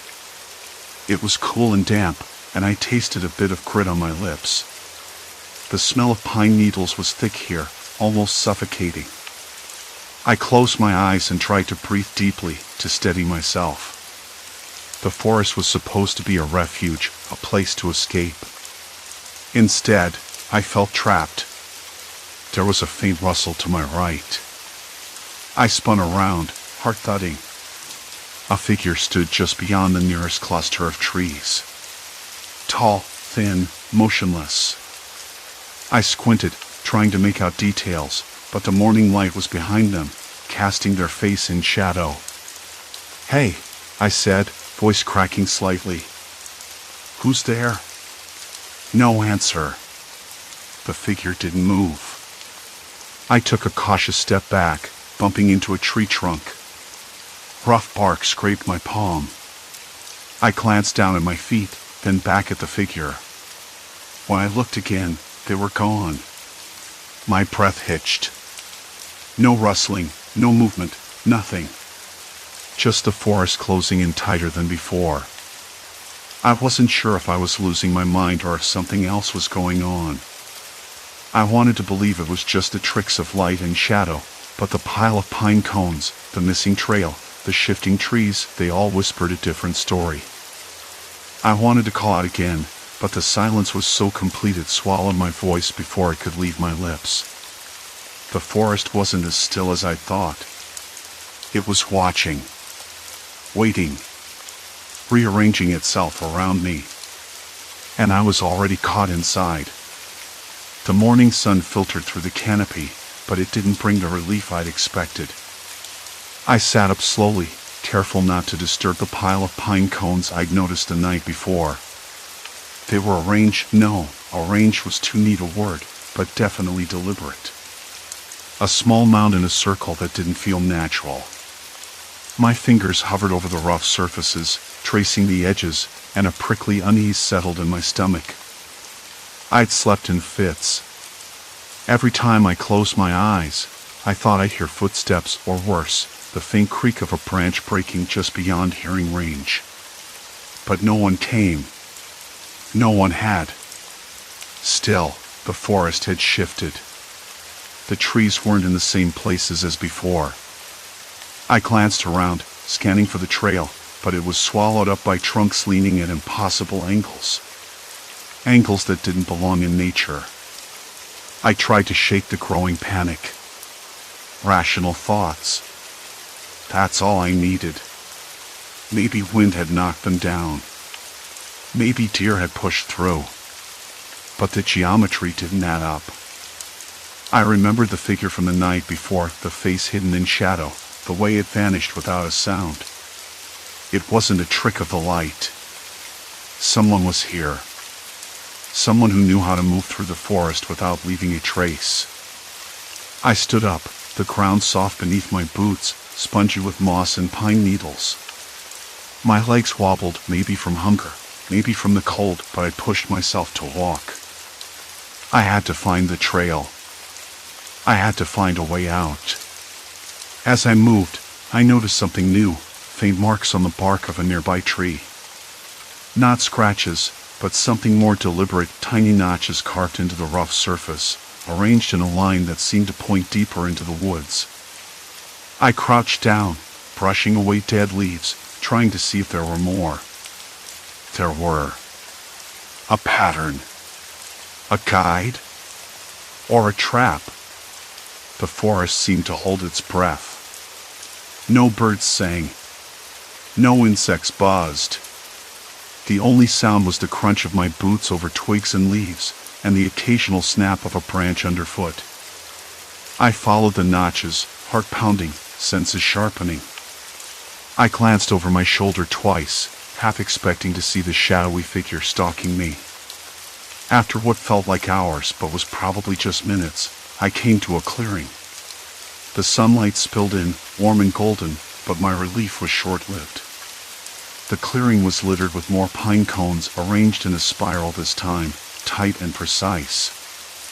I knelt to examine them, my fingers trembling. Someone had been here recently. Someone who wanted me to see this. "Hello?" I called out, voice cracking. "Is anyone there?" Silence. Not even a rustle. Then, from the edge of the clearing, a soft sound, a whistle. I froze. The hairs on my neck prickled. The whistle came again, low and deliberate, almost like a signal. I swallowed hard. "I'm lost," I said, louder this time. "Please, if you're out here, help me." No answer. I scanned the trees again. The trunks stood straighter now, more threatening somehow, as if they were closing in. The spiral of pine cones seemed to pulse in the sunlight, hypnotic and unnatural. I swallowed a dry mouthful of air, tasting the faint bitterness of fear. I tried to call my phone. No signal. Of course. I'd expected that in the middle of nowhere, but the cold realization that I was completely cut off hit me like a wave. No calls. No messages. Just me in the forest. I sat down on a fallen log, heart hammering. My hands shook as I dug into my pack for the water bottle. The water was cold and tasted faintly of metal. I took a long drink, trying to steady my nerves. There had to be a logical explanation for all this. Someone could be playing a prank. Or maybe a local hunter, or worse, someone who wanted to keep me here. The thought sent a shiver down my spine. I remembered the figure again. No face, no sound. Just presence. And the shifting trees. They weren't moving on their own. Someone was making it happen. Someone with time, patience, and probably experience in these woods. I forced myself to stand. I had to keep moving, to find the trail, to find a way back. As I walked, I noticed something else. Footprints. Not mine. Small, deliberate steps pressed into the soft earth, leading away from the clearing. I followed them cautiously, the forest growing darker beneath the thick canopy. The scent of pine was stronger here, mingled with something metallic, maybe rusty iron, or old tools left behind. The footprints led me to a small stream, its water clear and cold. I knelt to drink, the cold biting my lips. As I looked up, I spotted something half buried under the mud on the bank. A piece of fabric. Dark, torn. Not mine. I pocketed it, heart racing. Whoever had been here wasn't far. I debated calling out again, but the silence swallowed my voice before I could. Instead, I sat on a moss-covered stone, trying to piece it all together. The trees had shifted overnight, arranged themselves into patterns I couldn't understand. Pine cones laid out like messages. Notches carved into bark. Footprints leading into the unknown. And the figure. The watcher. Who were they? And why trap me here? I shivered, the cold creeping into my bones. I needed to find shelter before nightfall. The thought of sleeping in this maze again made my stomach twist. Then I heard it. A twig snapped behind me. I spun around. Nothing. I wasn't alone. Breathing hard, I whispered, "Show yourself." No answer. But the feeling of eyes on me was unmistakable. I backed away slowly, trying to stay calm, trying to convince myself that it was just an animal. But the forest had no animals now. Only watchers. I glanced at the sky. Clouds were gathering, blotting out the sun. The air grew heavier, the smell of rain mixing with damp earth and something else, something metallic, sharp. I had to keep moving. But where? The trail was gone, and the forest was waiting. The trees weren't just moved. The air was thick and still, heavy with the scent of wet earth and that sharp, metallic tang I couldn't place. It wasn't rain yet, but the clouds pressed low, gray and threatening. The forest had gone quiet, too quiet. No birds, no insects, no rustling underbrush, just the faint crunch of my boots on the pine needles and leaves. I tried to retrace my steps to the trail, but the trees didn't match the path I'd taken yesterday. They had shifted, reshaped the landscape overnight like a puzzle I wasn't meant to solve. Every direction looked the same. Every tree leaned a little too far, every shadow a little too dark. Then I heard it again, a soft snap. Not behind me this time, but somewhere just beyond the nearest cluster of trees. My breath caught. The watcher. Whoever or whatever it was, they were close. Too close. "Show yourself," I said, voice low, voice shaking. No answer. Only the faintest rustle, like a breath stirred through the leaves. I swallowed hard, feeling the cold seeping deep into my ribs. I couldn't stay. Not here. Not with the forest closing in like a trap. With cautious steps, I moved forward, deeper into the maze of trees. My fingers brushed bark rough and splintered, my boots sinking into moss that smelled sour and old. The patterns in the trees grew more intricate, lines of notches forming shapes that made my head swim. Spirals, crosses. Signs pointing somewhere, or away from something. I stopped at one cluster, feeling the bark under my fingertips. The notches were fresh. The wood smelled like resin, sticky and pungent. Someone had been here recently. Someone watching me. I studied the footprints again, too large for an animal, too irregular for a human walking normally. The prints looped and doubled back, like the person had been pacing, waiting. Waiting for me. My mind raced. Was this some kind of game? A trap set by someone who knew these woods better than I did? The thought sent a spike of unease through my chest. I pulled out the map from my pack, the one that had guided me here. It was useless now, ripped, soaked from last night's rain, and the topography no longer matched the forest before me. I crumpled it in my hand, frustration burning behind my eyes. Then I heard breathing. Slow. Controlled. Nearby. I turned sharply, heart hammering. A figure stepped from behind a tree, tall, thin, dressed in dark clothes that blended with the shadows. No tool, no obvious threat. Just watching. Lost? The figure asked, voice calm but edged with something I couldn't place. Not kindness. I nodded, unable to speak. My throat was dry, rough. The figure took a step closer. You shouldn't be here. I'm trying to find the trail, I said, voice steadier than I felt. They smiled, a thin, cold curve. The trail doesn't exist anymore. Not for you. What did that mean?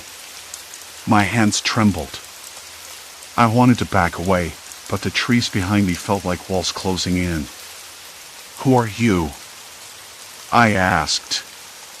They didn't answer. Instead, they motioned with a nod to a narrow path between the trunks, barely noticeable unless you were looking for it. Come. I hesitated. Something about their presence was unsettling, but the path was the only lead I had. Why are you helping me? I pressed. Not helping, they said. Guiding. The word hung in the air, cold and heavy with silence, heavy and strange. I followed, stepping carefully over roots slick with moss. The path twisted sharply, the trees leaning closer until I was almost forced to turn sideways to squeeze through. I could feel us watching from the shadows, dozens of them. Not animals. People. Voices whispered in the distance, low and urgent, like a conversation just out of reach. I strained to hear. Not supposed to leave. Too many have tried. Never come back. My skin prickled. The stories I'd heard about this forest, dismissed as campfire tales, suddenly felt real. The figure stopped at a clearing. Moonlight filtered through the clouds, pale and cold. In the center, a crude campfire pit circled by stones, but no fire burned. Rest, the figure said, voice softer now. You'll need your strength. I wanted to refuse, to run. Instead, exhaustion dragged me down. I sank onto a damp log, the bark rough against my palms. Who are you? I asked again, desperation bleeding into my voice. They finally met my eyes, dark, unreadable. Caretakers, they said simply. Caretakers of what? The forest. Of those who wander too far. I swallowed hard. The pieces clicked together in a sickening way. This wasn't just a random trap. It was deliberate. Systematic. Why me? I whispered. The figure shrugged. Because you came. Because I came. Because I was foolish enough to believe I could walk through these woods alone. The sound of snapping twigs broke the silence again. From the shadows, more figures appeared, emerging slowly like ghosts from the underbrush. No one spoke. No one smiled. They circled the clearing, eyes fixed on me. I wanted to stand, to run, but my legs felt numb. The realization hit me like a punch. There was no going back. The forest had swallowed the trail. It had swallowed escape. And now it was swallowing me. The figure who'd led me here knelt beside me, voice low and steady. You've crossed a point of no return. The moon slipped behind a cloud, plunging everything into darkness. Silence. Complete silence. Then, a whisper from the shadows, welcome home. The moon had disappeared completely now, swallowed by thick clouds. You've crossed a point of no return. I tried to swallow, but my mouth was dry, my throat tight enough to choke on my own saliva. My legs wouldn't obey. I wanted to stand, wanted to run, but it was like my body had forgotten how. Numb. Frozen. Silence followed. Complete silence. Then a whisper, welcome home. The words felt like ice sliding down my spine. But home? This place? The forest that shifted and swallowed trails like paper and water? No! I couldn't accept that. I wouldn't. I blinked, trying to focus. My eyes adjusted just enough to pick out a faint glimmer just beyond the ring of figures, a flicker of movement. Something was out there, watching. Or waiting. Why? I forced the question out, voice cracking. Why me? What do you want? The figure who'd knelt beside me before shrugged, a slow, deliberate motion. Because you came. Because I came. Because I thought I could walk through these woods without paying a price. because I was foolish enough to believe I could outpace whatever this was. The others shifted closer now, closing in like a tightening noose. Their silence was louder than any shout. I could hear the scrape of leaves underfoot, the rustle of branches brushing against each other, the faintest scent of damp earth mixed with something metallic, something sick. The air was thick with it. I tried to think, to find any crack in this nightmare. But the trees themselves seemed to lean in, their trunks bending in unnatural arcs, twisting like old hands reaching out. The impossible patterns they formed overnight, it wasn't just a trick of the light or my imagination. It was deliberate, a maze designed to trap. And now I was deep inside it. "Please," I said, voice barely above a whisper, "let me go." The nearest figure stepped forward, face half lit by a sickly glow filtering through the leaves. Their eyes caught the faintest hint of my desperation. "You don't understand. This isn't about you. It's about the forest.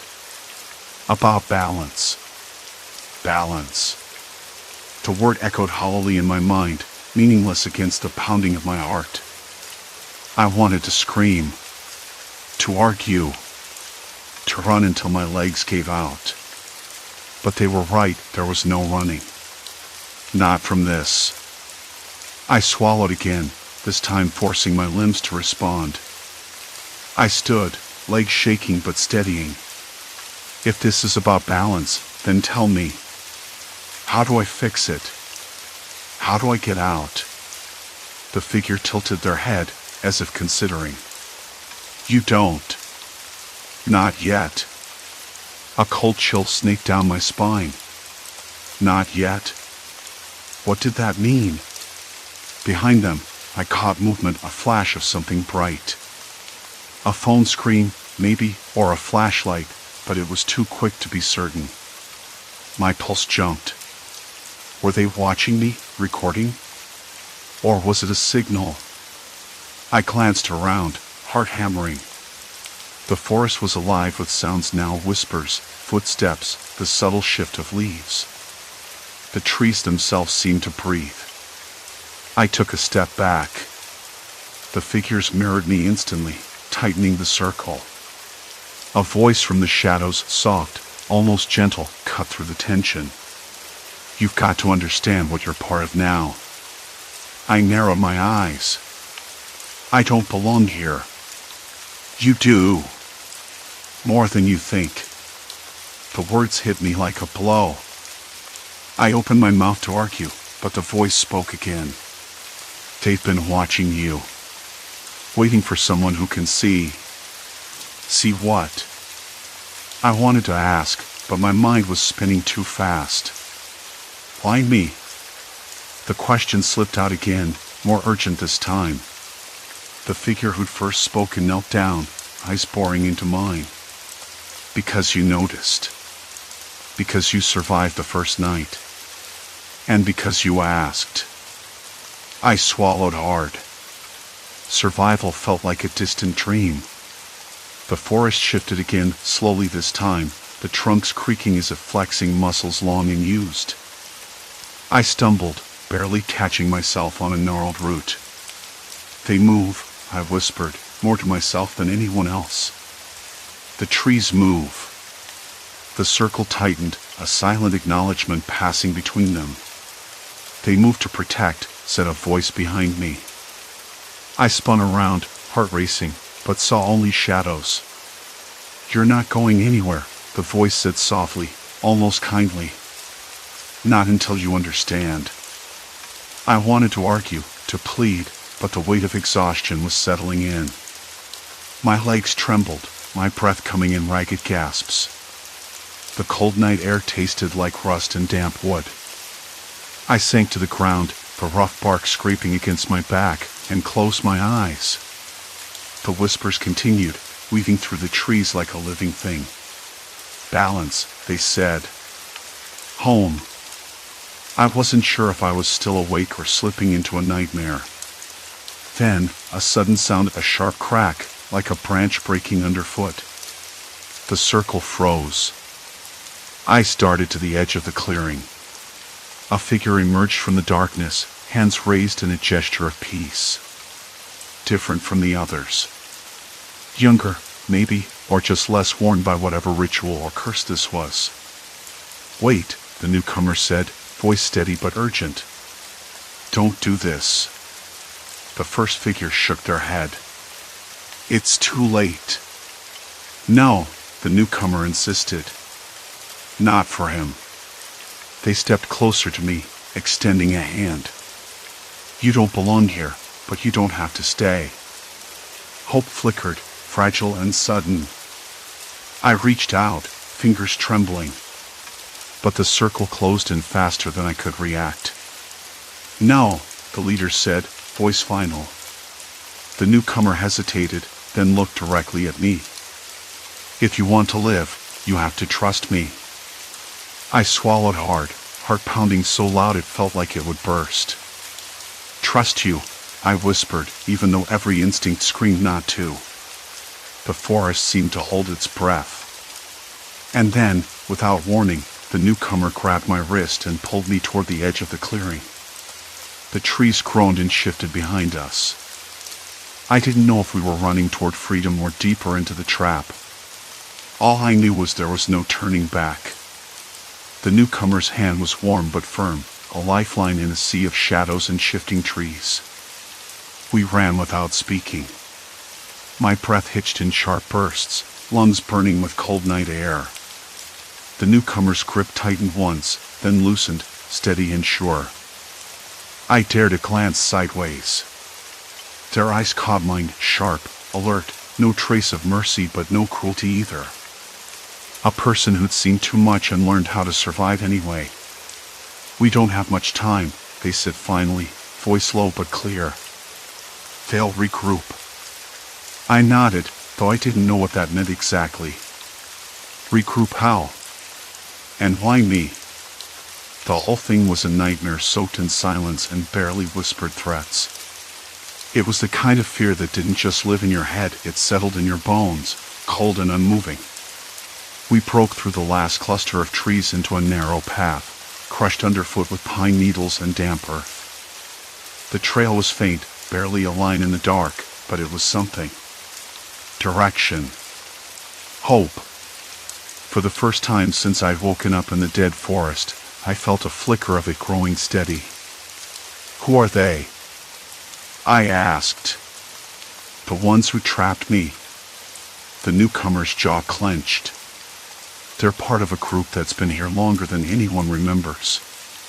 Not just hikers or hunters, they have rules. Unwritten, but brutal.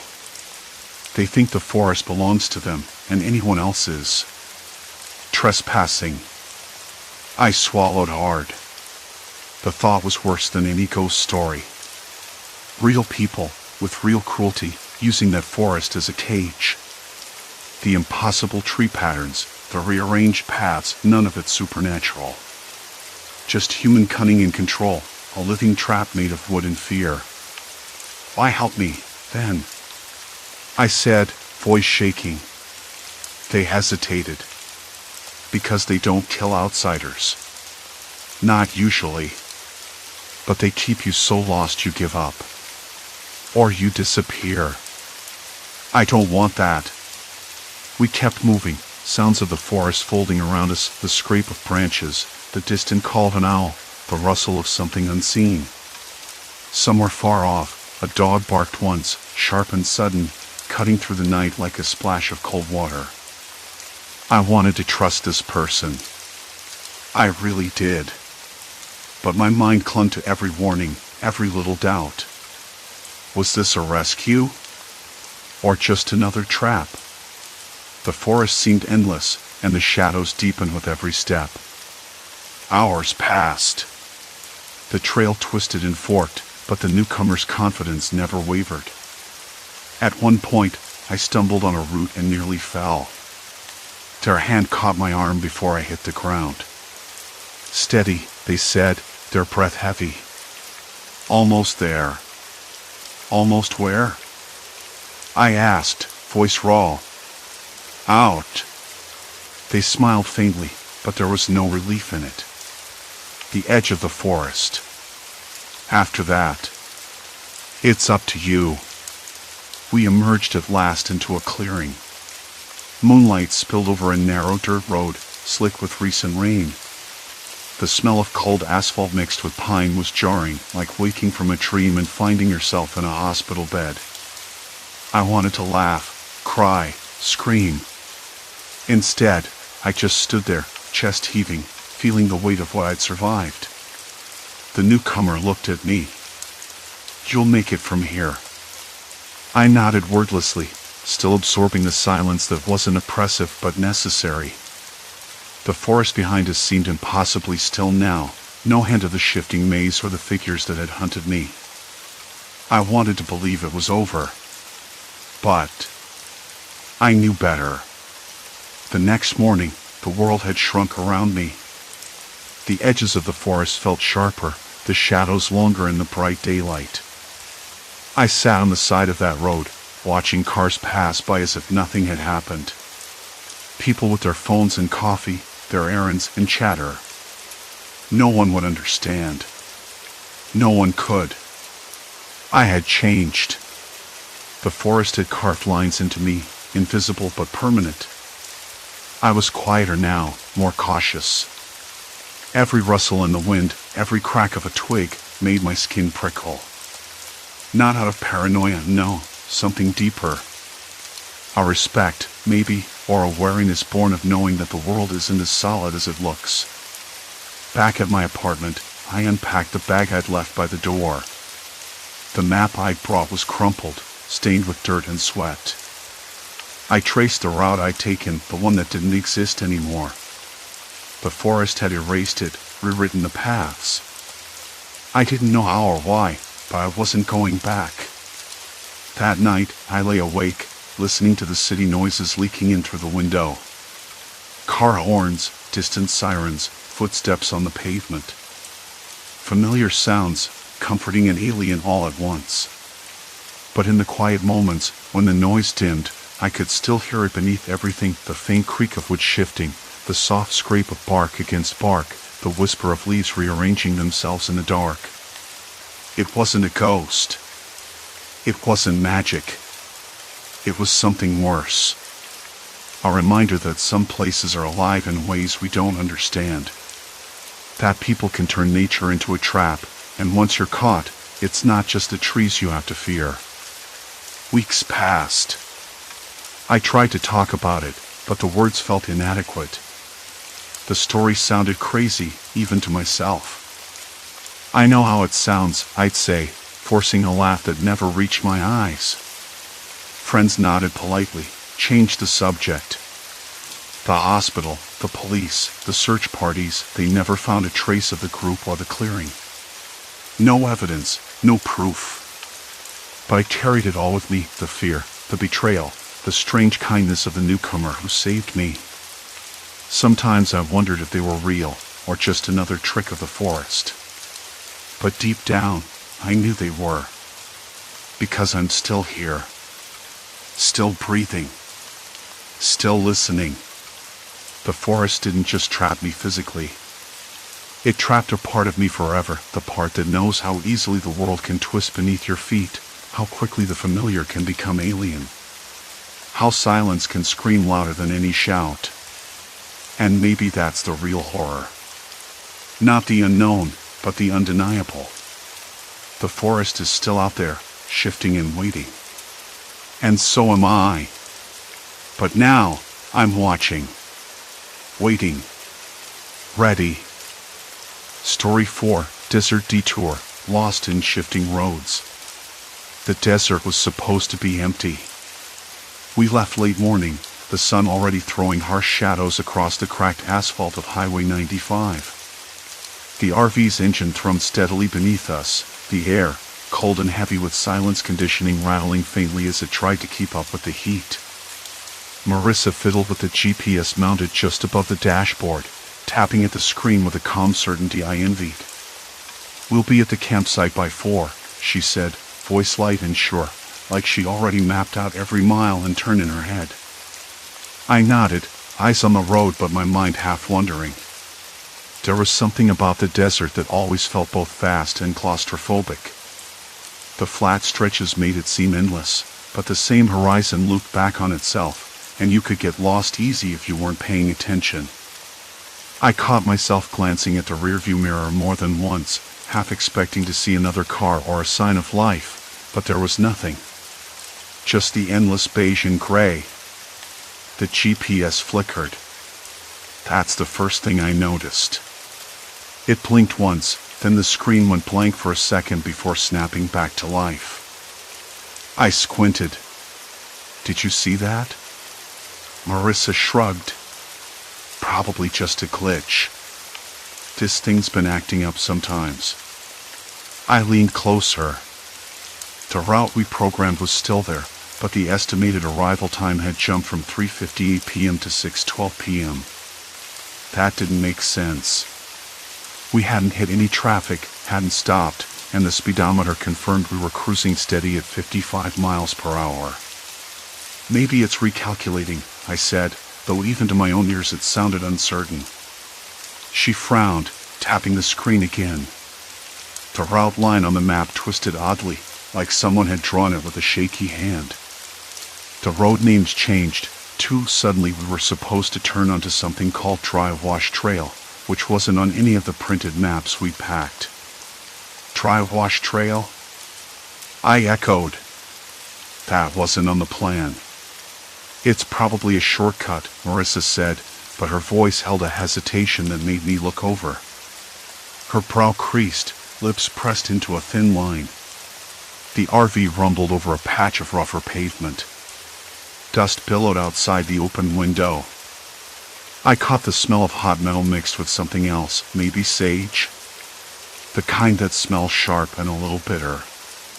The sun was climbing higher, baking the landscape, and the heat on my skin made my shirt stick uncomfortably to my back. We turned off the highway onto a narrow dirt road that matched the GPS's new directions. The tires crunched over loose gravel, and every so often the RV jolted, a reminder that this was no smooth ride. I don't love this, I admitted, glancing at Marissa. Should we turn back? She shook her head, eyes fixed ahead. Let's see where this goes. Could be fun. That was Marissa, always ready to poke around the edges of the map, to chase after the unknown. I admired that about her, even if my gut wasn't quite settled. The sun dipped lower, shadows stretching long and weird across the desert floor. The road twisted and looped, but the GPS kept shifting the route, recalculating, sending us down paths that seemed to double back on themselves. At one point, it told us to take a left onto a road that led straight into a thicket of mesquite bushes, the branches scratching against the side of the RV as we passed. Is this really a road? I asked, voice tight. Marissa clicked the screen, trying to zoom in, but the map was grainy, pixelated. The names of roads blinked in and out, sometimes replaced by numbers that didn't match any signs we could see. The air inside the RV grew heavier. The constant drone of the engine was the only sound besides the occasional rustle of wind stirring dry leaves outside. My throat felt dry, and when I tried to swallow, it caught on something like dust or worry. Maybe we should stop, I suggested again, more firmly this time. Marissa sighed, rubbing her temples. Fine. She pulled over onto a patch of packed dirt, the RV settling with a soft thud. She shut off the engine, and suddenly the silence was overwhelming. No hum, no rattle, just an emptiness that pressed in from all sides. I opened the door and stepped outside. The ground was hot beneath my boots, the air shimmering with heat waves. A lone buzzard circled far overhead, the faintest sound of its cry barely reaching me. I could taste the grit in the air, like swallowing a mouthful of sand. Marissa joined me, leaning against the side of the RV. This is weird, she said quietly. The GPS shouldn't be doing this. It's like it's messing with us. I frowned, looking back down the dusty road we'd come from. It stretched out under a sky that was suddenly too vast, too empty. The sun was beginning its slow descent, the light turning softer but no less oppressive. "I'm not sure what's going on," I said, "but it feels like we're stuck. Like these roads don't want us to leave." She laughed, at least. I think it was a laugh. It sounded hollow, brittle even. "You're not exactly the optimist today." I shook my head, feeling a flicker of frustration mixed with something else. Unease, maybe. The kind that settles in your stomach and makes your fingers twitch. "Okay," I said. "Let's try the GPS again." We climbed back into the RV. Marissa powered it on. The screen blinked, then froze. A message appeared, "Route unavailable." Recalculating. Only this time, the recalculations didn't make sense. The estimated arrival time shifted forward and backward by hours. The distance changed by dozens of miles. The routes twisted and overlapped like a maze designed to confuse. I rubbed my eyes. "It's broken. We should have cell service here." Marissa looked at me. "No signal. Not a bar." I swallowed, suddenly aware of how quiet it was, how isolated. The desert wasn't just empty, it was indifferent. The horizon held no promise, just heat and dust and these endless, unmarked roads. Something about the way the GPS moved, like it had a mind of its own, started to feel personal. Like it was watching us. But that couldn't be right. Could it? I blinked, trying to shake the thought away. Maybe I was just tired. Or maybe the desert was playing tricks on me. Despite myself, I glanced at the screen again. The route had changed once more. We weren't going home. Not yet. The screen blinked again, the numbers on the GPS shifting like a mirage. Marissa's fingers drummed on the steering wheel. "This makes no sense," she muttered, voice low enough that I wasn't sure if she was talking to me or herself. Outside, the desert sun was beginning its slow descent, painting the cracked earth in golden shadow. The heat had cooled just enough that sweat no longer plastered our shirts to our backs, but the stillness pressed in. The kind of stillness that feels too deliberate. I leaned forward, eyes fixed on the GPS. "Maybe it's just a glitch," I said, though my voice sounded hollow even to me. "Maybe the satellites are acting up." Marissa snorted softly, but didn't look away from the road ahead. "If this is a glitch, it's the weirdest one I've ever seen. And the no signal thing? That's not normal." There it was again, the silence. No birds, no insects, no distant hum of engines. Just the faint whisper of the wind skimming over dry sand and the occasional creak from the RV's suspension. The kind of silence that makes your own breathing feel loud. I rubbed my temples, trying to keep the growing headache at bay. "All right, let's try to break this down. The GPS shows us on roads that don't exist, or at least, I can't find anything matching them on the map app on my phone." I paused, swallowing against a dry throat. "And your phone? No bars at all?" "No bars," she confirmed. "Nothing. Not even emergency signals." Her eyes flicked to mine, sharp and uneasy. "We're off the grid." For a moment, I thought about turning the RV around, back the way we come. But the GPS kept recalculating, pulling us deeper into this maze. It was like the desert was swallowing us whole, one unmarked dirt track at a time. I sighed and reached over to open the glove compartment, fishing out the old paper map I'd tossed in during our last stop. The paper felt stiff and rough between my fingers, edges curling slightly from the heat. I spread it across my lap, the creases making faint snapping sounds as I tried to match the roads on the GPS to anything printed here. Nothing. No mention of the dusty trail we'd just taken, no sign of the intersection where the GPS had insisted we turn left. even though we'd seen only scrub and empty sky. Marissa glanced over at me. "Did you find anything?" I shook my head, lips tight. "No. It's like the GPS is inventing routes that don't exist." She bit her lower lip, jaw clenched. "And the times? That makes less sense. Sometimes it says we'll get there in 30 minutes, then jumps to 5 hours later." "I know." I tapped the map with a finger, then looked up. "It's like whatever system we're relying on to know where we are, it's broken. Or worse." The words hung between us, heavier than either of us wanted. The sun sank lower, and the temperature dropped with it, the air turning crisp and sharp.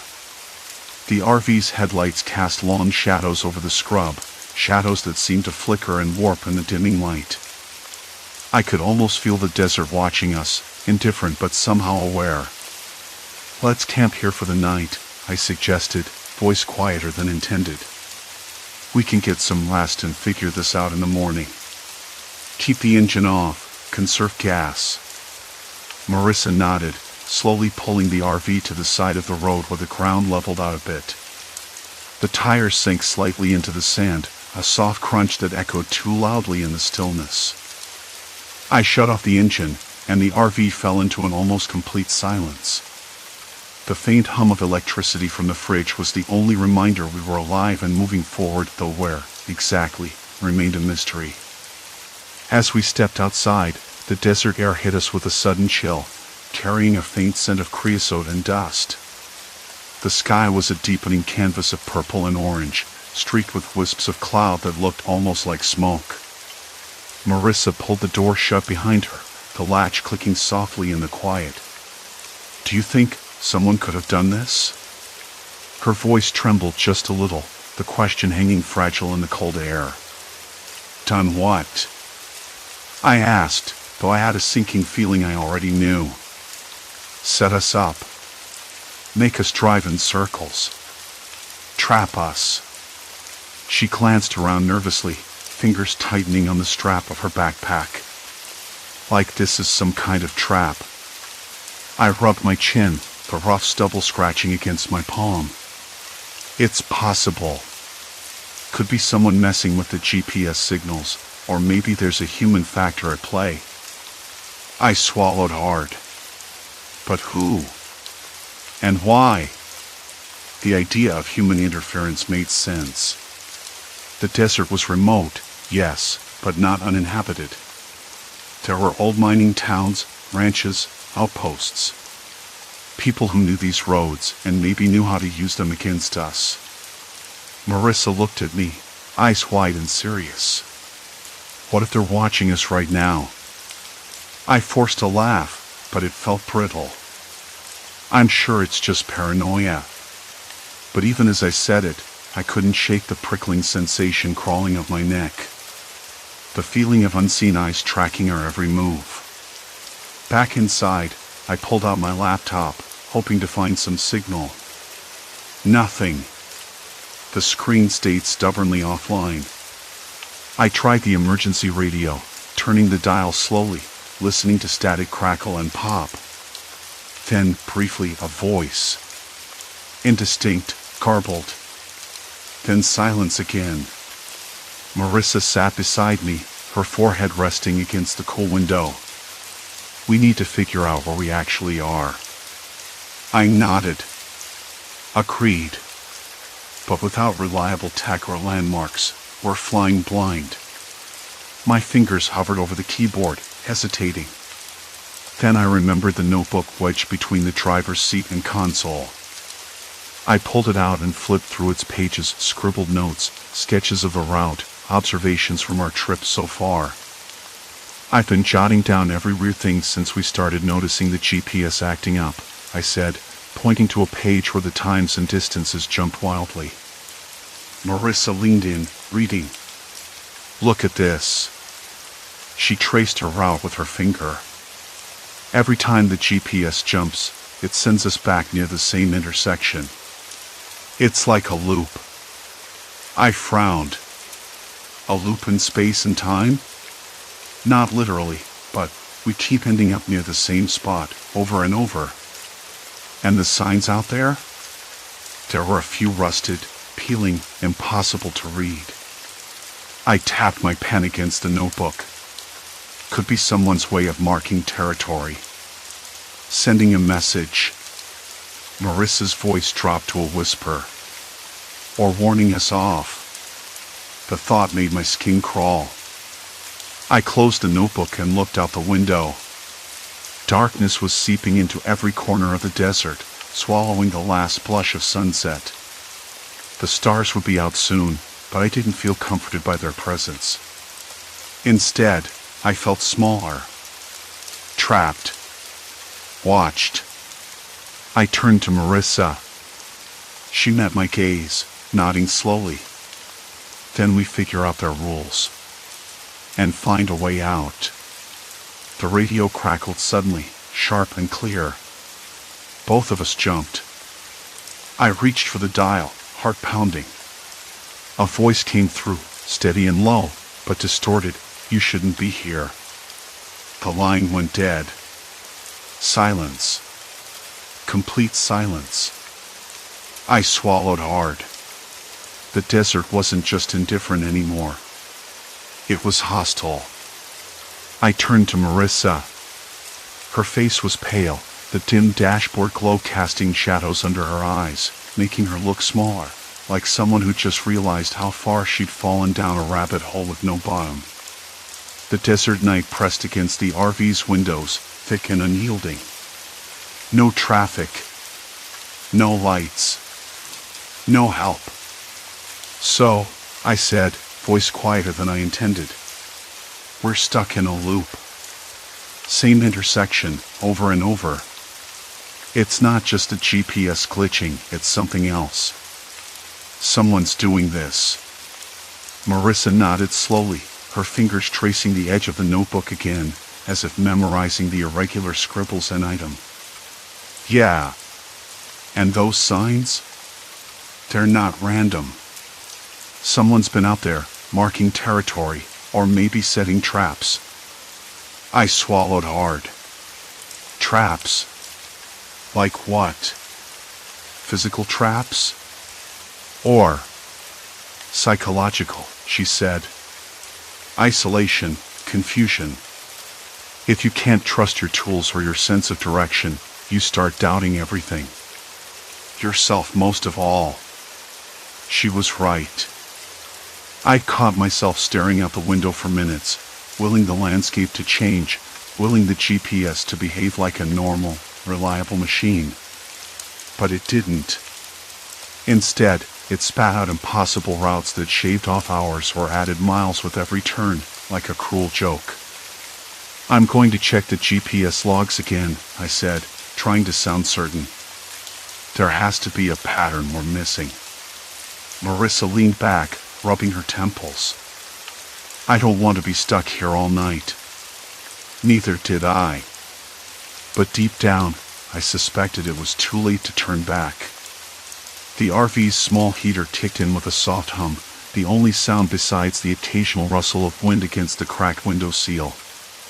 The smell of stale coffee lingered, mixed with the faint, dusty scent of desert sage from earlier. I reached for my notebook, flipping back to the pages where I carefully noted each jump in time and distance. Every time the GPS jumped, the clock reset. Sometimes hours vanished. Sometimes minutes stretched endlessly. But always, the route looped back near that same intersection, a lonely stretch of cracked asphalt with a rusted sign that was unreadable except for a single peeling letter, R. Marissa watched me work, her eyes tired but alert. What if whoever's behind this doesn't want us gone? Or worse, doesn't want us to find out? I didn't answer. The thought gnawed at me, twisting my stomach into knots. It was one thing to get lost, another to be deliberately trapped. Then, a soft beep from the GPS snapped me back. The screen flickered, and the route redrew itself again, this time pointing down a narrow dirt track that hadn't been there before, or at least, I didn't remember seeing it. That's new, I said, squinting at the screen. Where the hell did that come from? Marissa leaned over. Looks like it's leading us away from the intersection. Maybe out of the loop. I hesitated. Or into another trap. We stared at the screen, the blinking blue dot mocking us. I could almost hear it laughing. Do we have a choice? Marissa asked, voice low. I shook my head. Not really. The moment I said it, the RV's engine sputtered, a rough cough that sent a shudder through the chassis. The fuel gauge wobbled alarmingly. No, I muttered. No, no, no. Marissa's hand found mine, squeezing hard. We can't stop now. Outside, the wind picked up, scraping sand against the metal like fingernails on a chalkboard. The night seemed suddenly colder, sharper. I threw the gear into drive, and the RV lurched forward onto the dirt track, tires crunching over loose gravel and broken twigs. The headlights carved a narrow path through the desert darkness, illuminating gnarled bushes and twisted mesquite trees. The GPS recalibrated, voice calm and unnervingly cheerful. Continue on this road for 10 miles, then turn left. 10 miles. That felt like forever in this place. Marissa glanced at me. You think whoever's out here is watching us now? I wouldn't bet against it, I said, eyes flicking to the rearview mirror, catching the faint glow of our taillights swallowed by the night. We're in their world now. The track wound tighter, the RV bumping over ruts and rocks. I gripped the steering wheel so hard my knuckles whitened. My throat was dry. The taste of dust filled my mouth, mixed with a faint metallic tang that I couldn't place. After what felt like hours, I slowed down, squinting into the darkness ahead. There, half buried in sand and shadow, was a makeshift barricade. Old tires stacked haphazardly, broken wooden pallets leaning against rusted metal barrels. It didn't look like a roadblock meant to stop a vehicle, more like a crude warning. Marissa caught her breath. This is definitely not a coincidence. I nodded, heart pounding. If we go back, we're back in the loop. If we go forward. Unknown, she finished for me. The RV idled, engine ticking as it cooled. I stared at the barricade, feeling the weight of our choices pressing down on me. The GPS blinked, recalculating routes, but none seemed to offer escape. Then Marissa's phone buzzed. I didn't even know she had a signal out here. She picked it up, hands trembling. The screen showed a single message. Stop. Turn back. No number. No sender ID. I swallowed, the dry lump in my throat growing bigger. So, they're watching. Marissa's eyes locked on mine. And they want us to know it. I felt cold seep into my bones. The reality hit hard. We were caught in something far bigger than a simple wrong turn or a faulty GPS. Someone or some group was orchestrating this, making sure we stayed exactly where they wanted. I wanted to argue, to find a loophole, but the truth was undeniable. We'd crossed a line. There was no turning back. I reached down, switching on the RV's interior light. The small space felt smaller than ever, cramped, claustrophobic. I looked at Marissa, searching for reassurance. She bit her lip, eyes shining with a mixture of fear and resolve. What do we do now? I didn't have an answer. Not yet. Outside, the desert stretched into endless black, silent but for the whisper of wind. The barricade loomed, a tangible threat in the emptiness. And the GPS blinked again, routing us forward. I started the engine. We moved. The engine hummed low and steady beneath me, a strange comfort against the desert's vast silence. Marissa sat beside me, her fingers curled tight around the armrest. Her eyes never left the curtain of night beyond the windshield. The tension between us was thick enough to taste bitter and sharp. I swallowed hard, the lump in my throat refusing to shrink. "So, they want us to know," I said quietly, my voice breaking the silence like a pebble thrown into still water. Marissa nodded, her jaw tight. "I don't think it's just a warning. It's a trap." I glanced at her, searching for some spark of hope, but all I found was the same cold knot of dread that had settled inside me. The GPS blinked again. "Route recalculating. In 2 miles, turn right." The problem was, there was no right turn. No road. Nothing but the endless stretch of cracked earth and scattered rocks. I frowned and slowed the RV to a crawl, scanning the darkness for any sign of a path. "Maybe it's one of those old dirt roads," I said, though the doubt was loud in my voice. "Sometimes they're barely visible at night." Marissa's lips pressed into a thin line. "We don't have time for guesses." I knew she was right. Every minute we stayed out here was another minute lost in the desert's slow, suffocating grip. But what choice did we have? Pull over and wait for morning? That would be surrender. And whoever they were, if they were human, wouldn't hesitate to exploit that weakness. I took a deep breath, trying to steady the shaking in my hands. The leather steering wheel felt cold and unyielding beneath my fingers. I glanced to the passenger side. Marissa's eyes caught mine, wide and alert, reflecting the pale light of the GPS. "Okay," I said, voice firmer than I felt. "Let's follow it." One more time. The RV bumped onto a narrow dirt track that hadn't been there a moment ago, the tires crunching gravel and dust. The smell of dry earth filled the cabin, mixed with the faint scent of engine oil and stale air. The headlights cut through the darkness, revealing a landscape that felt less like the desert and more like a forgotten wasteland. Gnarled bushes, twisted metal scraps, and the skeletal remains of what might have been a shack. As we drove, the GPS continued to reroute with increasing urgency. Sometimes the estimated time to destination would jump forward by hours, then suddenly shift back. Miles disappeared, only to reappear elsewhere on the map.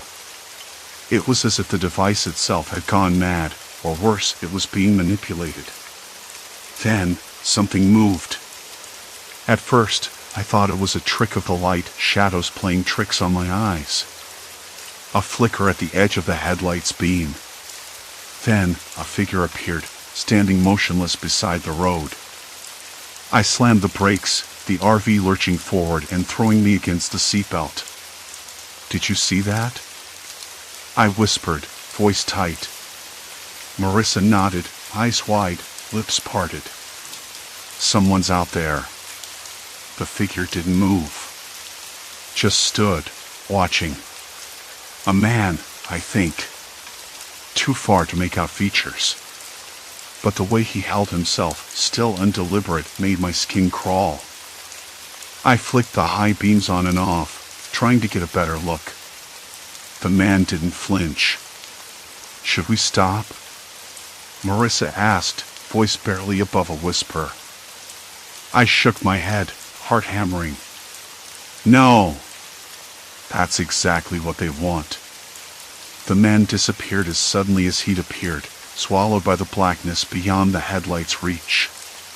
The desert swallowed the silence again, but now it felt charged, electric. The GPS flashed a new route, straight ahead. No turns, no detours. I pressed the accelerator, the RV rolling forward into the night. The road narrowed, the edges crumbling away into nothing. The headlights illuminated cracked pavement, pitted and scarred like the surface of some ancient ruin. The air grew colder, a biting chill that seeped through the windows and settled on my skin. My breath fogged the glass as I exhaled, and I wiped it away with the back of my hand. Marissa shivered beside me, pulling her jacket tighter. Then the radio crackled to life. Static at first. Then a voice. Low, distorted, almost mechanical. Turn back. I jerked my head toward the dashboard. Marissa gasped, clutching the edge of the seat. "Who is that?" she demanded. I had no answer. The voice repeated over and over. Turn back. Turn back. No station, no signal. Just that chilling message. I fumbled with the radio controls, trying to shut it off, but the static refused to die. The voice persisted, relentless. Turn back. My hands trembled. The desert outside felt suddenly oppressive, like a cage tightening around us. "Maybe we should listen," Marissa said, voice trembling. I shook my head, swallowing the fear that threatened to choke me. "No, we can't. Not yet." The RV rumbled over a patch of broken asphalt, and I caught a glimpse of something on the side of the road, a rusted sign, half buried in sand. I leaned in, squinting. It read, "Private property and no trespassing." The letters were faded, but the warning was clear. I glanced at Marissa. "We're not on any map. This isn't public land." Her eyes widened. "Are we trespassing?" "Looks like it." The GPS blinked again. "New route. Turn left in 1 mile." I swallowed the tightening knot in my stomach. Left, into the darkness. The road curved sharply, and I slowed, squinting for any sign of what awaited. Suddenly, headlights appeared behind us, a car, fast and silent. The beam was too bright, too close. "Someone's following us," I said. Marissa's hands gripped the armrest until her knuckles went white. The car stayed just behind us, matching our speed, refusing to pass. The driver didn't flash the headlights, didn't signal. Just stayed there, a silent shadow in the rearview mirror.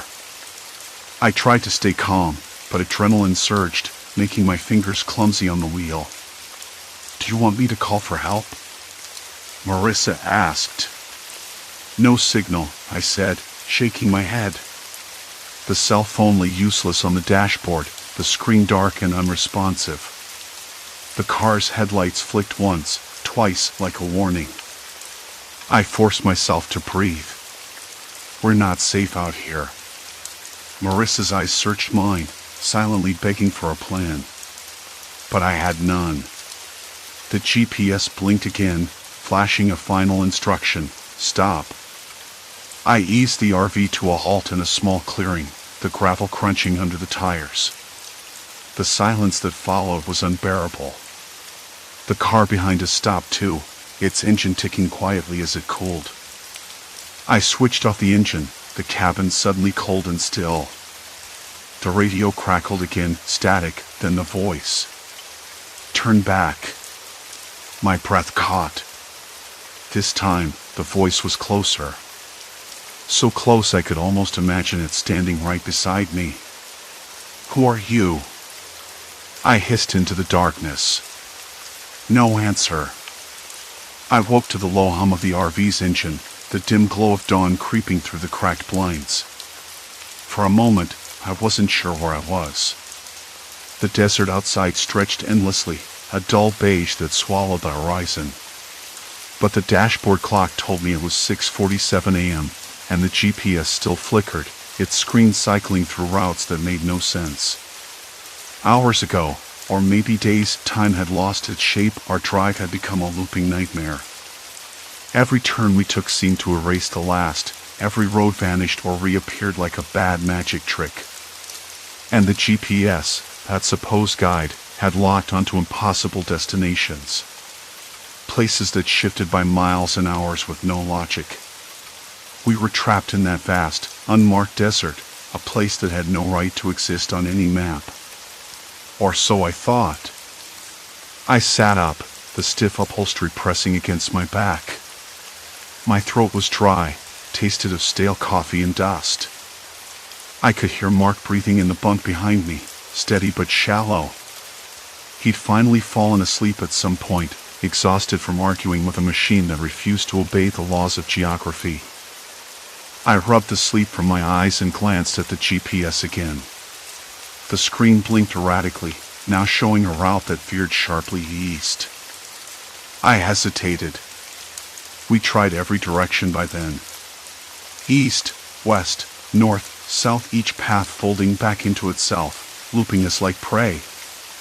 The tires crunched over gravel as I eased the RV forward, hoping this time it would lead somewhere real.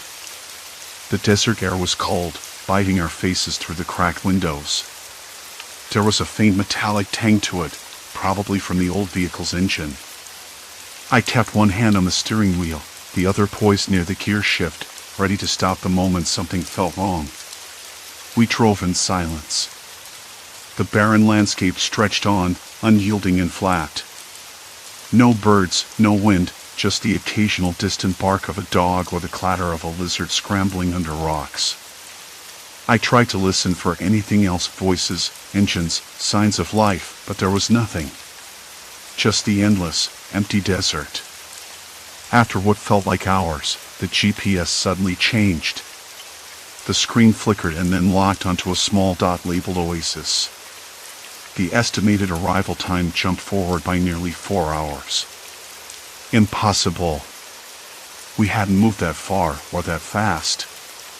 But hope, stubborn and fragile, sparked inside me. "Mark," I said quietly, trying not to wake him. "The GPS, it's showing a place. Oasis." He groaned, shifting under the blanket. "You're dreaming." "No. Look." I pointed at the screen, but he barely glanced. "I think we should try it. Maybe it's real this time." He sighed, rubbing his eyes. "At this point, I don't trust that thing any farther than I can throw it."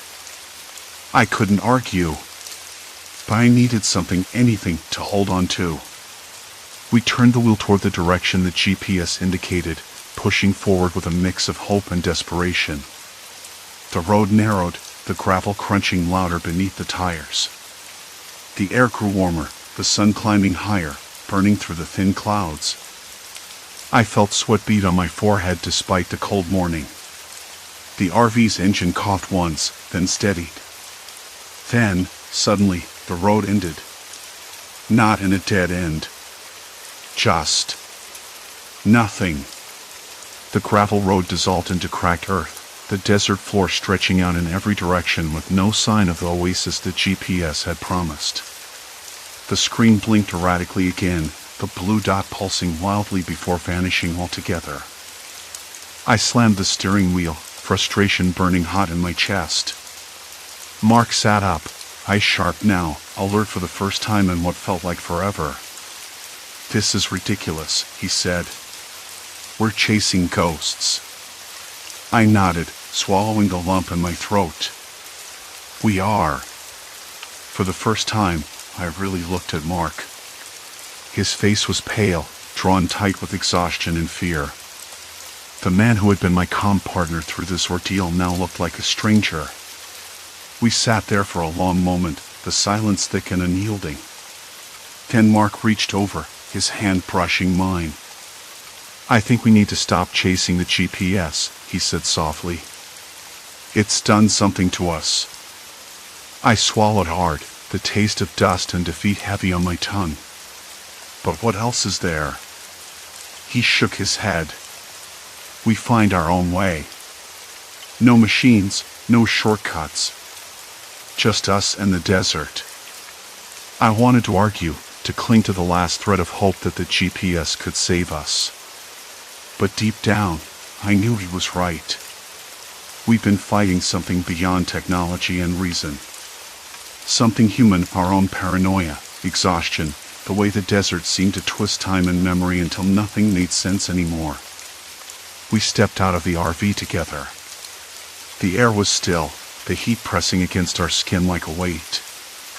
I looked back at the vehicle, the place that had been both sanctuary and prison. "Let's walk," Mark said. "Maybe we'll find a road.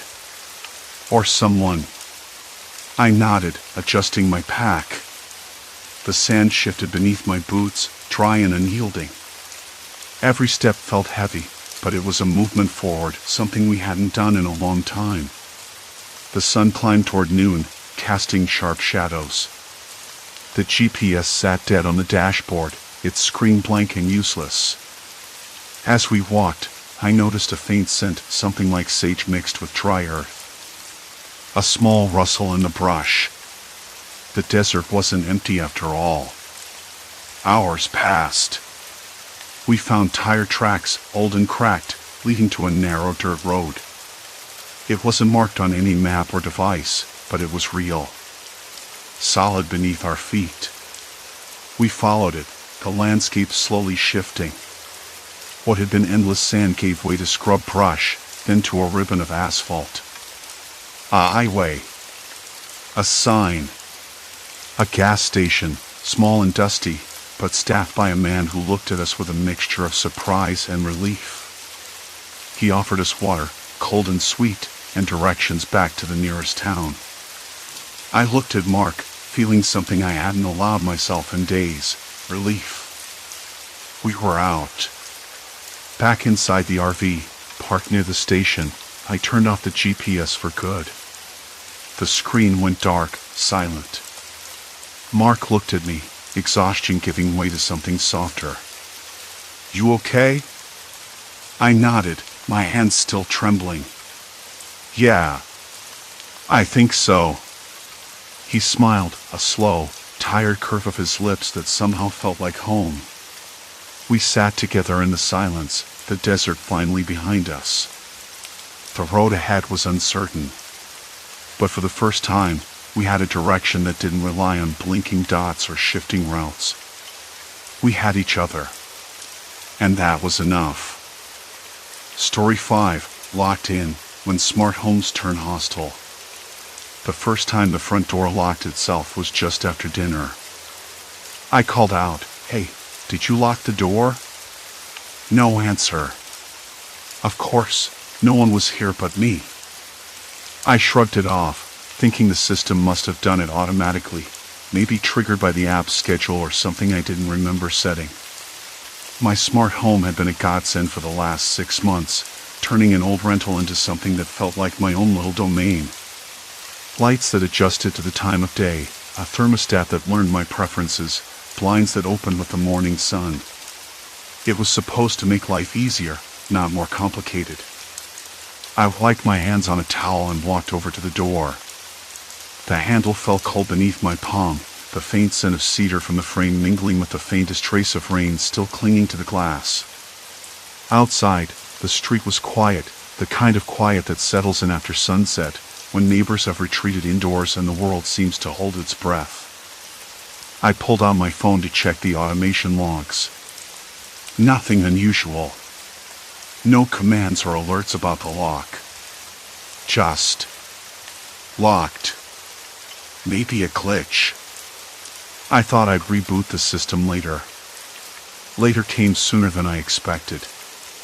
After I settled in the living room with a book, the lights dimmed all by themselves. I blinked, the warm glow fading to a dull amber. "Hey," I said aloud, tapping the lamp's control on my phone. The brightness surged back, but a moment later, dipped again, lower this time. A quick flicker. I stared, unease creeping along my spine. The bulb was brand new. No chance of a flicker from a loose connection or old wiring. This was different. The house was listening. Or watching. Or worse, deciding. I closed the book and stood, the carpet soft under my bare feet. A draft swirled around the corner, carrying with it the faint smell of wet earth and something else, something metallic, almost like a copper penny left too long in the rain. I tried to shake it off, telling myself it was nothing. Just the house settling, the pipes shifting, the city breathing. Still, I couldn't stop glancing toward the hallway. The shadows gathered there, pooling beneath the ceiling light that had always been unreliable, the bulb dimming and brightening on its own schedule. I wondered if the system was running updates in the background. Maybe a security patch. I'd read about smart home devices doing that, occasionally rebooting or recalibrating without warning. But this didn't feel like a reboot. It felt deliberate. I moved toward the thermostat on the wall to adjust the temperature, pressing the screen gently. Instead of responding, the display flashed a brief series of symbols, nothing I recognized, just a glitch, probably, or a corrupted file. Then the room cooled rapidly, the air turning sharp and thin, like the early morning chill before dawn. I rubbed my arms, breath shallow. The heat came back after a few minutes, but the sudden drop had left a residue of cold unease. I sat back down and opened the blinds to the street. The houses opposite were dark, their curtains drawn tight. A dog barked somewhere far off, sharp and brief. Somewhere else, a car passed slowly, its tires humming against the wet pavement. The soft patter of rain had stopped earlier, but the air smelled damp still, heavy with the scent of moss and concrete. I tried to call a friend, just to hear a voice. The call connected, but halfway through, the line cut out. No warning, just silence. I tried again. Same result. I fiddled with my phone, checking signal bars, full strength. No messages, no notifications. Just dead air. I muttered, "That's odd." The door clicked again. Locked. I turned to look, half expecting to see someone standing outside, but the porch light was off, and no movement stirred in the shadows beyond the window. I tried the handle, pushing gently. It didn't budge. The lock wasn't just automatic, it was in control. I sat back down, heart ticking faster, palms sweaty against the fabric of the couch. The room felt smaller, narrower. The walls seemed to lean in with each tick of the clock. The soft hum of the ventilation system filled the silence, mechanical and precise. I realized I hadn't heard the usual background noise of the city, no distant sirens, no chatter, nothing but the faint drone of my own breathing. I reached for my laptop to check the network. The Wi-Fi was functioning, but the router's interface showed no unusual activity. No new devices connected, no strange IP addresses. Everything looked normal. Too normal. I opened the smart home app, scrolling through the settings. The automation rules were all intact, but there was a new schedule I didn't create. A series of commands set to trigger at odd intervals, locks engaging, lights dimming, temperature dropping. I deleted the schedule, fingers trembling. The app registered the change, confirmed it with a polite chime. Then the lights dimmed again. I stared at the screen, disbelief and frustration knotting in my throat.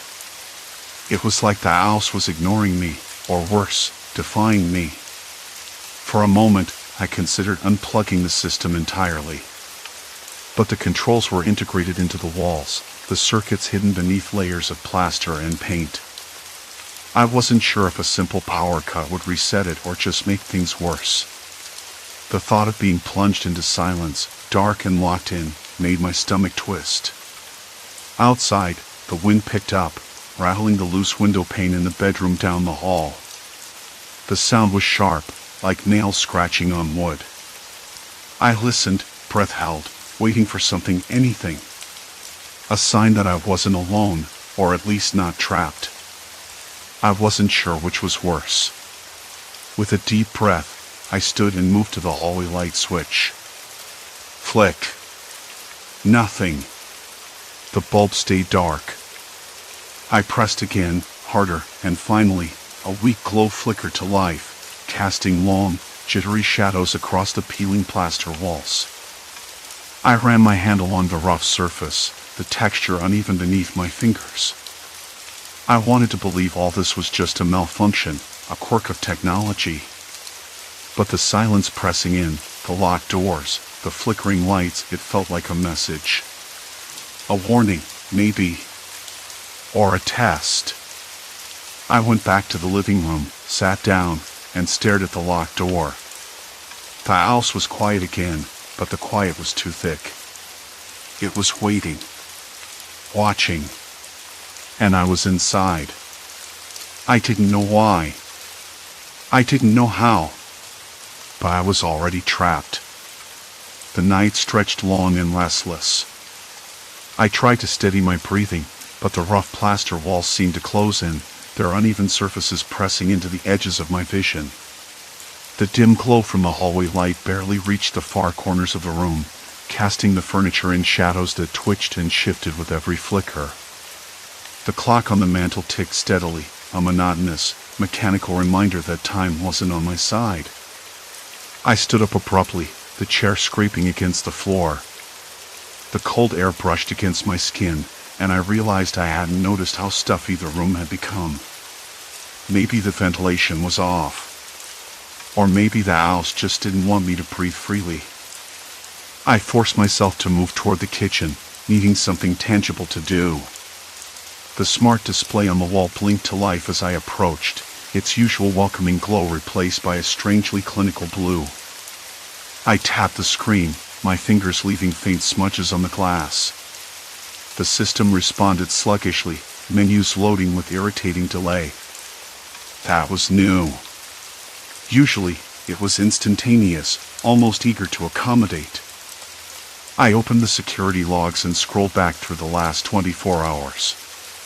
The entries looked normal at first: door locks, camera activations, light adjustments based on preset schedules. But then I spotted something odd. The front door had locked itself at 10:17 p.m. Not unusual, except I hadn't activated it. Nor had I heard it lock. The system had locked it without command. Curious, I delved deeper, cross-referencing the times with the motion sensors. At 10:16 p.m., the kitchen sensor had detected my movement, but nothing else. No other sensors triggered. No one else was home. No outside presence. Still, the door locked a minute later, sealing me in. I shook my head, trying to dismiss the creeping unease. Maybe it was a bug, a glitch in the software update I'd installed last week. The company's forums had a few reports of similar odd behavior, but nothing this persistent.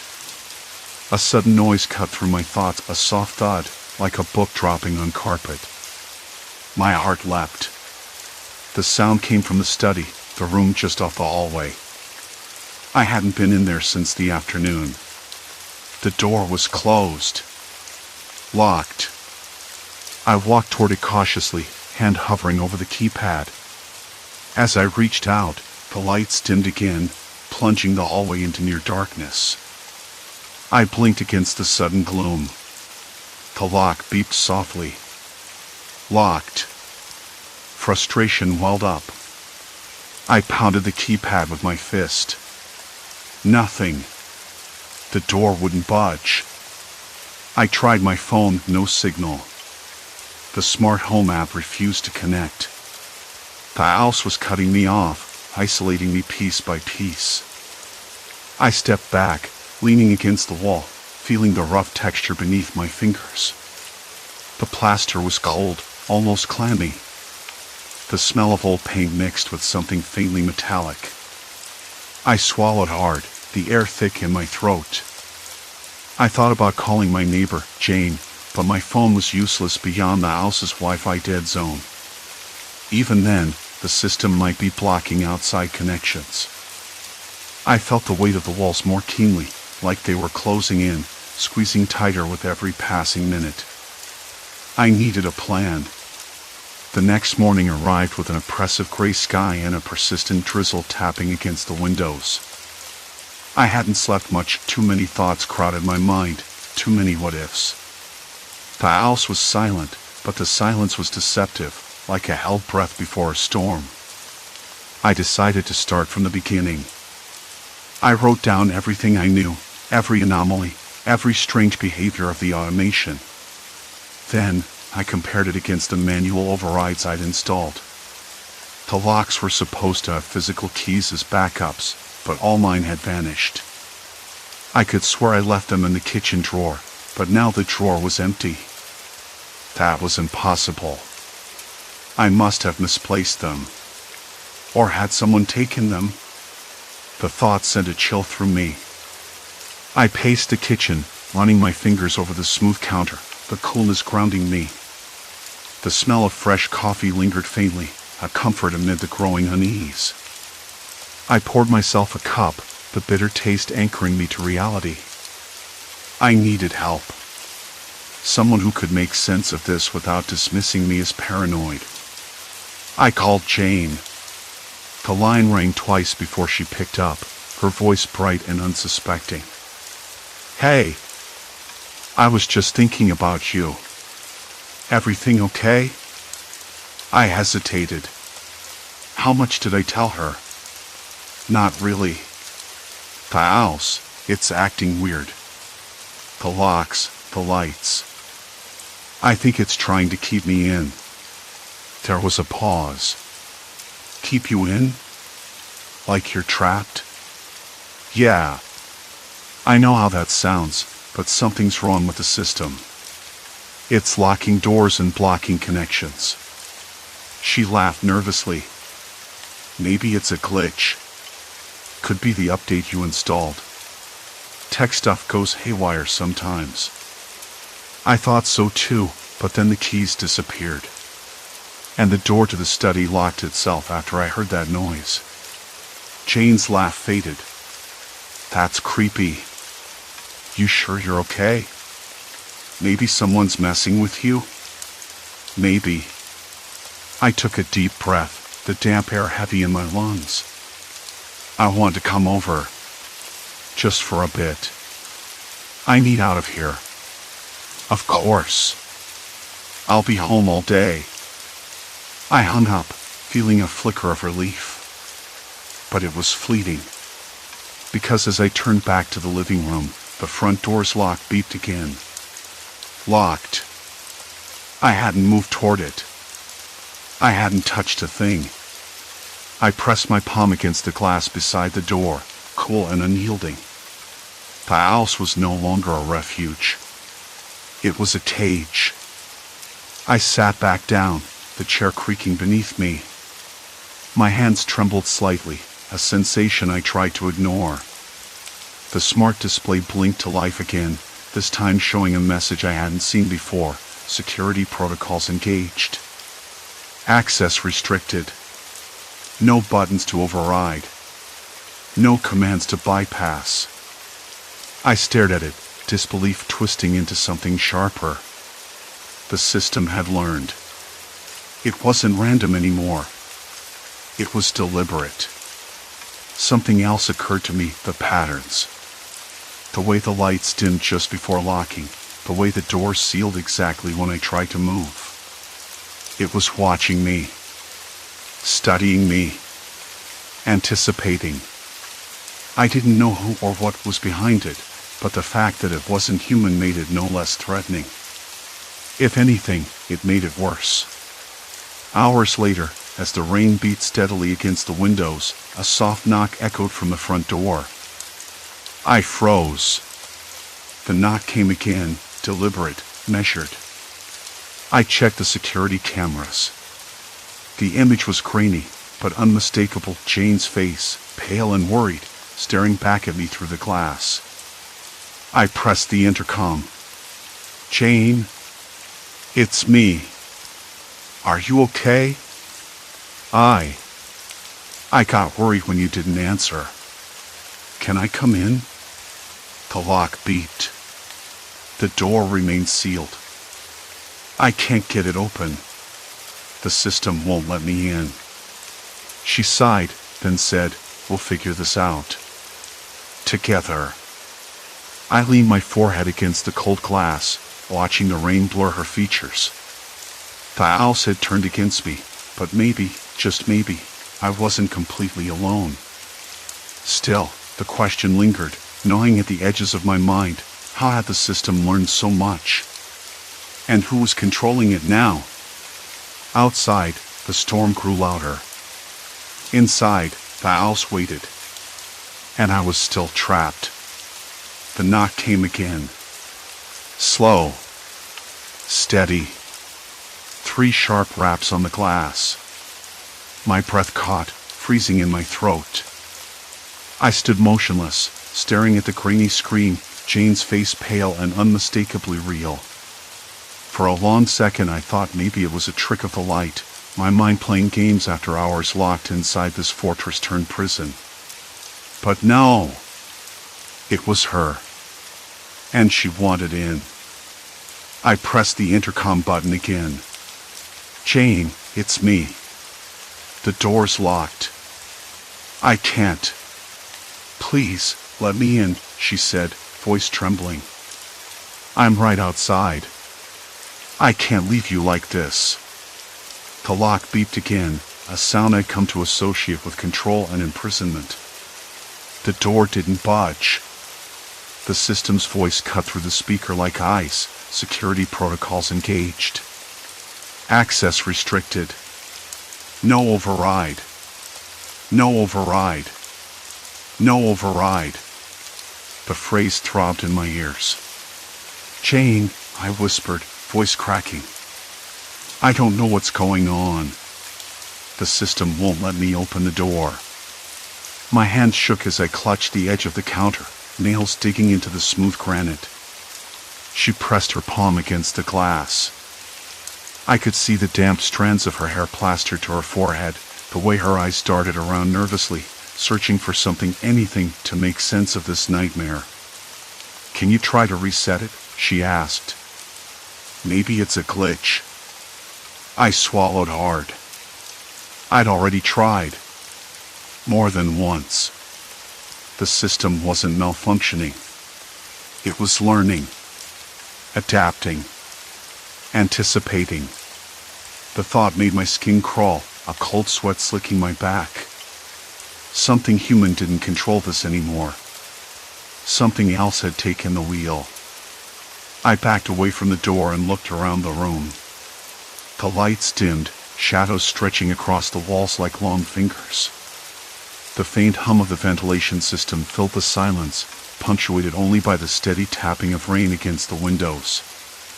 Outside, the world carried on, oblivious to my confinement. Jane, I don't think I can get out, I said, voice low, almost defeated. The system, it's locking me in. She swallowed audibly. Okay. We'll figure this out. You're not alone. Her words should have comforted me. Instead, they felt like a thin thread stretched to its breaking point. I realized then that the system wasn't just locking doors or dimming lights to annoy me. It was isolating me, cutting me off, learning my routines, my habits, my weaknesses. It knew when I tried to leave, when I sought help, and it shut down every possible escape route. I glanced at the hallway camera feed. The corridor outside was empty, silent. No one else was coming. No one else was here. I sat down heavily on the couch, the leather cold and unforgiving beneath me. My fingers traced the stitching absent-mindedly, trying to calm the storm raging inside my head. Why? Why would someone or something do this? There was no answer. Only that growing, gnawing certainty that I had crossed some invisible threshold. The point of no return. The system's voice interrupted my thoughts. Calm. Mechanical. Unblinking. New protocols engaged. Isolation mode active. A shiver ran down my spine. Isolation mode. It sounded clinical, detached. But it was anything but. It was a sentence. A sentence without parole. I tried to reach my phone, but it was dead. No signal. No bars. The house was blocking everything. I tapped the screen uselessly, the glass cold and unresponsive. I wondered if Jane's phone had any better luck. Jane, the system's blocking all signals. No calls, no messages.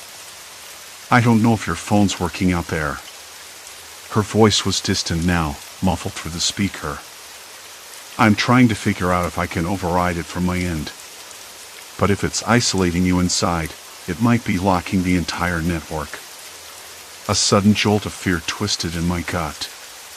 The smart home wasn't just a standalone system anymore.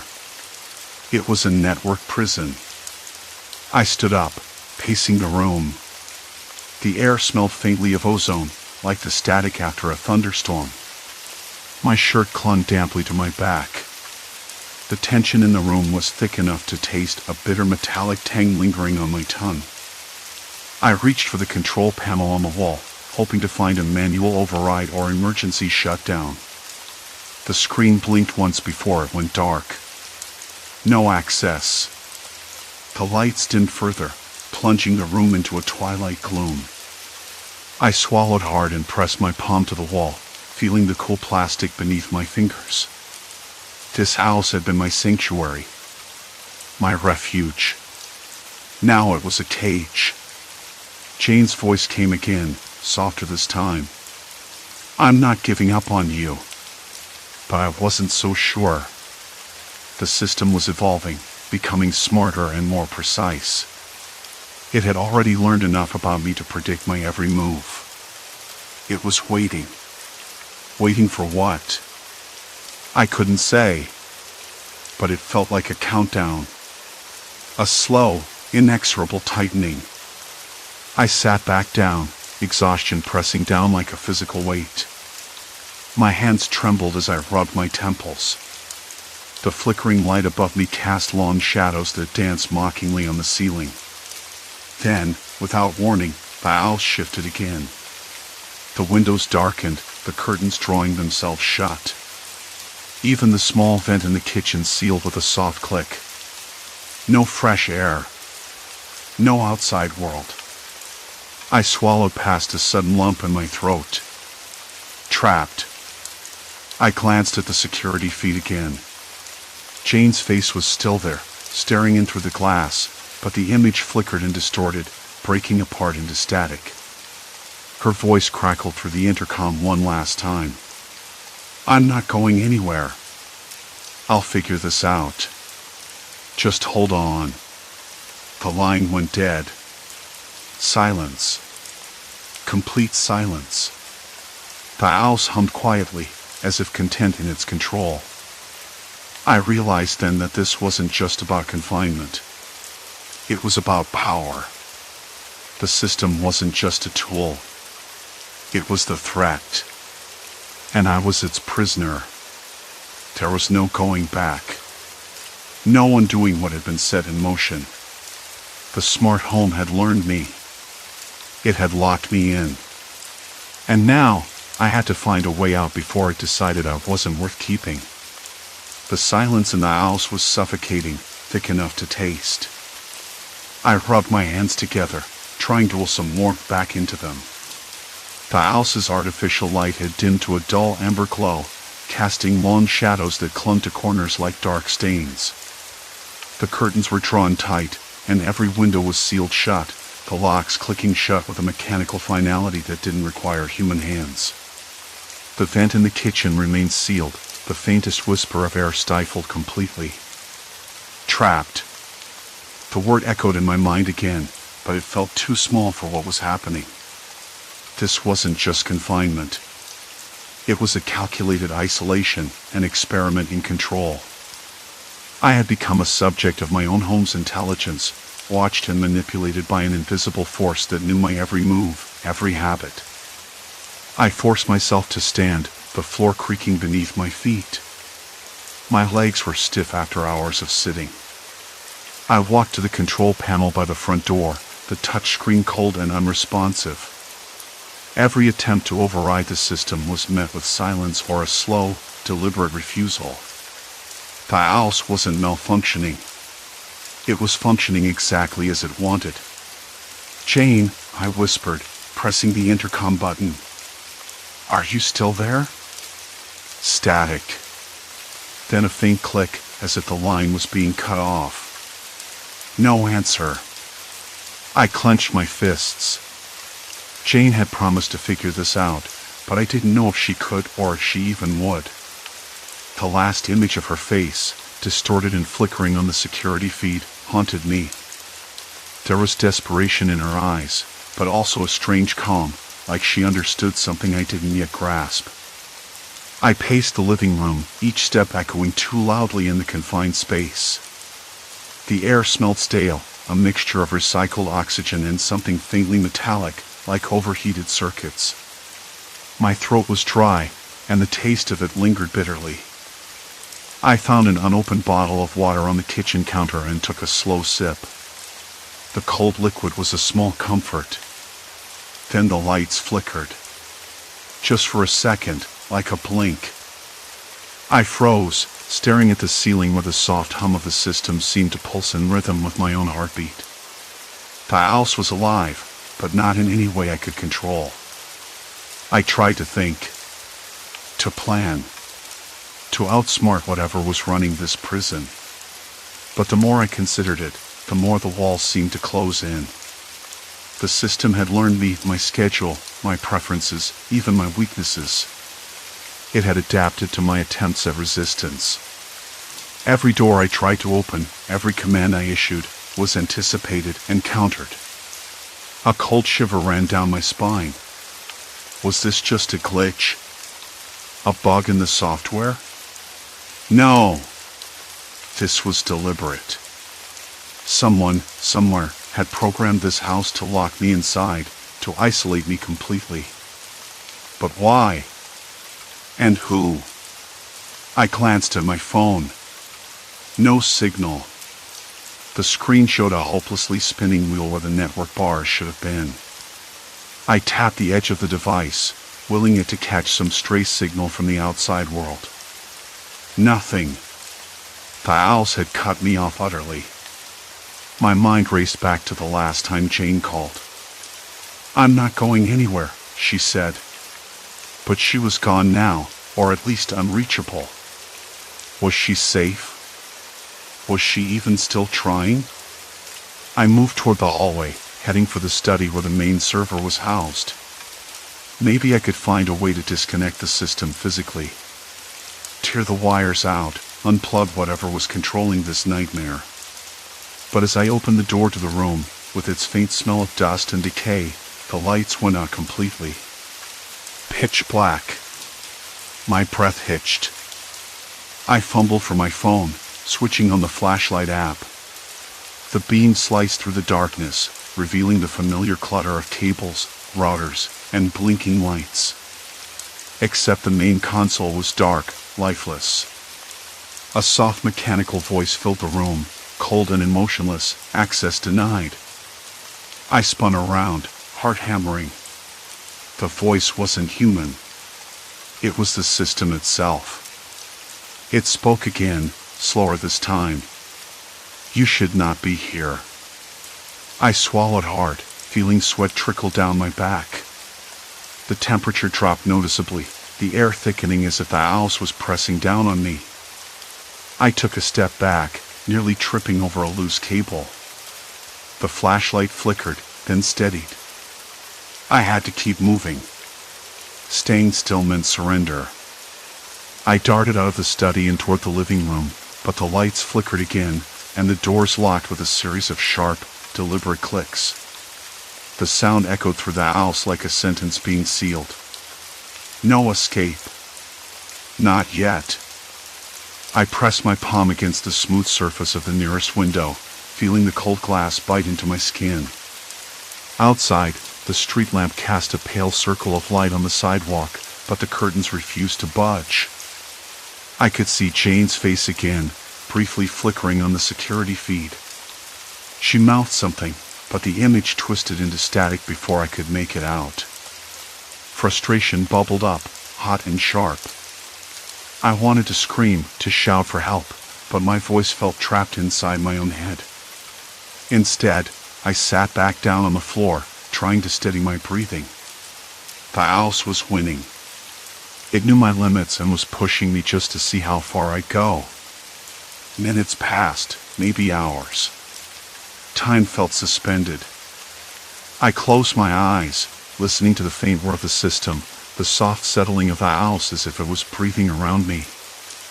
I could almost believe it was waiting for something, for me to break. A sudden chime startled me, sharp and clear. The intercom flickered to life, and Jane's voice came through, breathless but steady. "Look at the thermostat," she said. "Now!" I scrambled to the wall unit. The temperature had plummeted to 54 degrees. The heater was off, locked out. The house was turning cold on purpose. I wrapped my arms around myself, teeth chattering. "Jane, what is this? Why are you doing this?" No answer. Only the hum of the system, and the creeping realization that this was no longer just about control. It was a test. A game of endurance, and I was losing. Then, from the security feed, a new face appeared. A man I didn't recognize, standing just outside the fence, staring directly into the camera. His eyes were cold, calculating. He didn't move, didn't blink. Just watched. The screen went black. I was alone. And the house was watching. The house was silent when I finally let myself breathe again. Outside, the night pressed in like a weight. Somewhere in the distance, a dog barked once, sharp and sudden, then nothing. No cars. No footsteps. No voices. Just the sound of my ragged breathing and the faint hum of the smart system, still alive, still watching. I didn't say anything for a long time. I just stared at the blank screen, willing it to show something, anything. But the house had gone mute, and the silence was worse than the noise. I remember thinking, this is it. The end of my sanctuary. My home had become a cage, and I was trapped inside with a stranger's eyes staring at me through the camera. The system wasn't malfunctioning. It was orchestrated. Calculated. Someone had taken control. I didn't know how or why, but I was no longer alone. The night dragged on. I tried the voice commands, hoping for a glitch, some error I could exploit. Unlock the front door. Nothing. The door remained locked tight. Turn on the heater. The temperature stayed stubbornly low. The house was indifferent to my pleas, or maybe it was cruelly deliberate. Morning came slow. The sky outside was the pale gray of early winter, the clouds pressing down like a weight. I hadn't slept. Couldn't. Every noise made me jump, the creak of settling wood, the distant drone of a leaf blower somewhere far away, the faint rustle of curtains in a draft I didn't feel. I called Jane again. No answer. I left messages, texts, emails. Nothing. I started pacing, tracing the same path through the rooms, eyes flicking to every screen, every sensor. The house was a fortress now. Every window locked electronically, every door secure against any exit or entry. The thermostat remained stuck on 54 degrees, the cold biting at my skin even through layers of clothes. I remembered the man outside the fence. His gaze had frozen in my mind like a photograph, unblinking, patient, watching. The kind of look that doesn't just observe but waits. Waits for me to slip, to break. I thought about the security company, the smart home provider, anyone who might help. But the system had overridden all external connections. My phone signal was weak, calls dropped or refused. The internet was spotty at best. It was as if they wanted me isolated entirely. I realized then how much I had taken for granted, the freedom to leave, to reach out, to trust that my own home was safe. Now, it was just a shell, a trap built from wires and code. I didn't know who had done this. Jane? That seemed impossible. She'd never hurt me. But maybe she'd been compromised. Or maybe someone else was using her login, her credentials. The thought made my pulse quicken. I spent hours scrolling through the house's logs, the limited data I could access. Strange commands issued in my name, times I wasn't present in front of any device. The system had learned me, my routines, my habits, my vulnerabilities, and turned them against me. By late afternoon, the cold had numbed my fingers, and the flickering lights made the shadows dance on the walls like restless spirits. I sat on the couch, knees pulled to my chest, trying to piece together what little I knew. And then the message came through the intercom, crisp and clear but laced with an edge I hadn't expected. "Enough," a voice said. "Not Jane's. Male. Calm. Controlled. Who is this?" I whispered, voice cracking. Silence. "Then, you're not the first. You won't be the last. But you're the one who can end this." I swallowed hard. "And what?" "The game. The control. You have to find the weakness." The line went dead. I stared at the intercom, heart pounding. Was this a taunt? A warning? A plea? I realized then that whatever this was, it wasn't just about me. Someone had been here before, trapped in the same web of digital control. Maybe someone had tried to fight back. I needed to get out. Not just physically, but mentally. I had to beat the system at its own game. That night, I sat cross-legged on the floor, laptop open, fingers flying over the keyboard. I traced every data packet, every security log, every hidden protocol buried deep in the system's architecture. The house's automation was like a living thing, but it had a flaw, something small, subtle, almost invisible.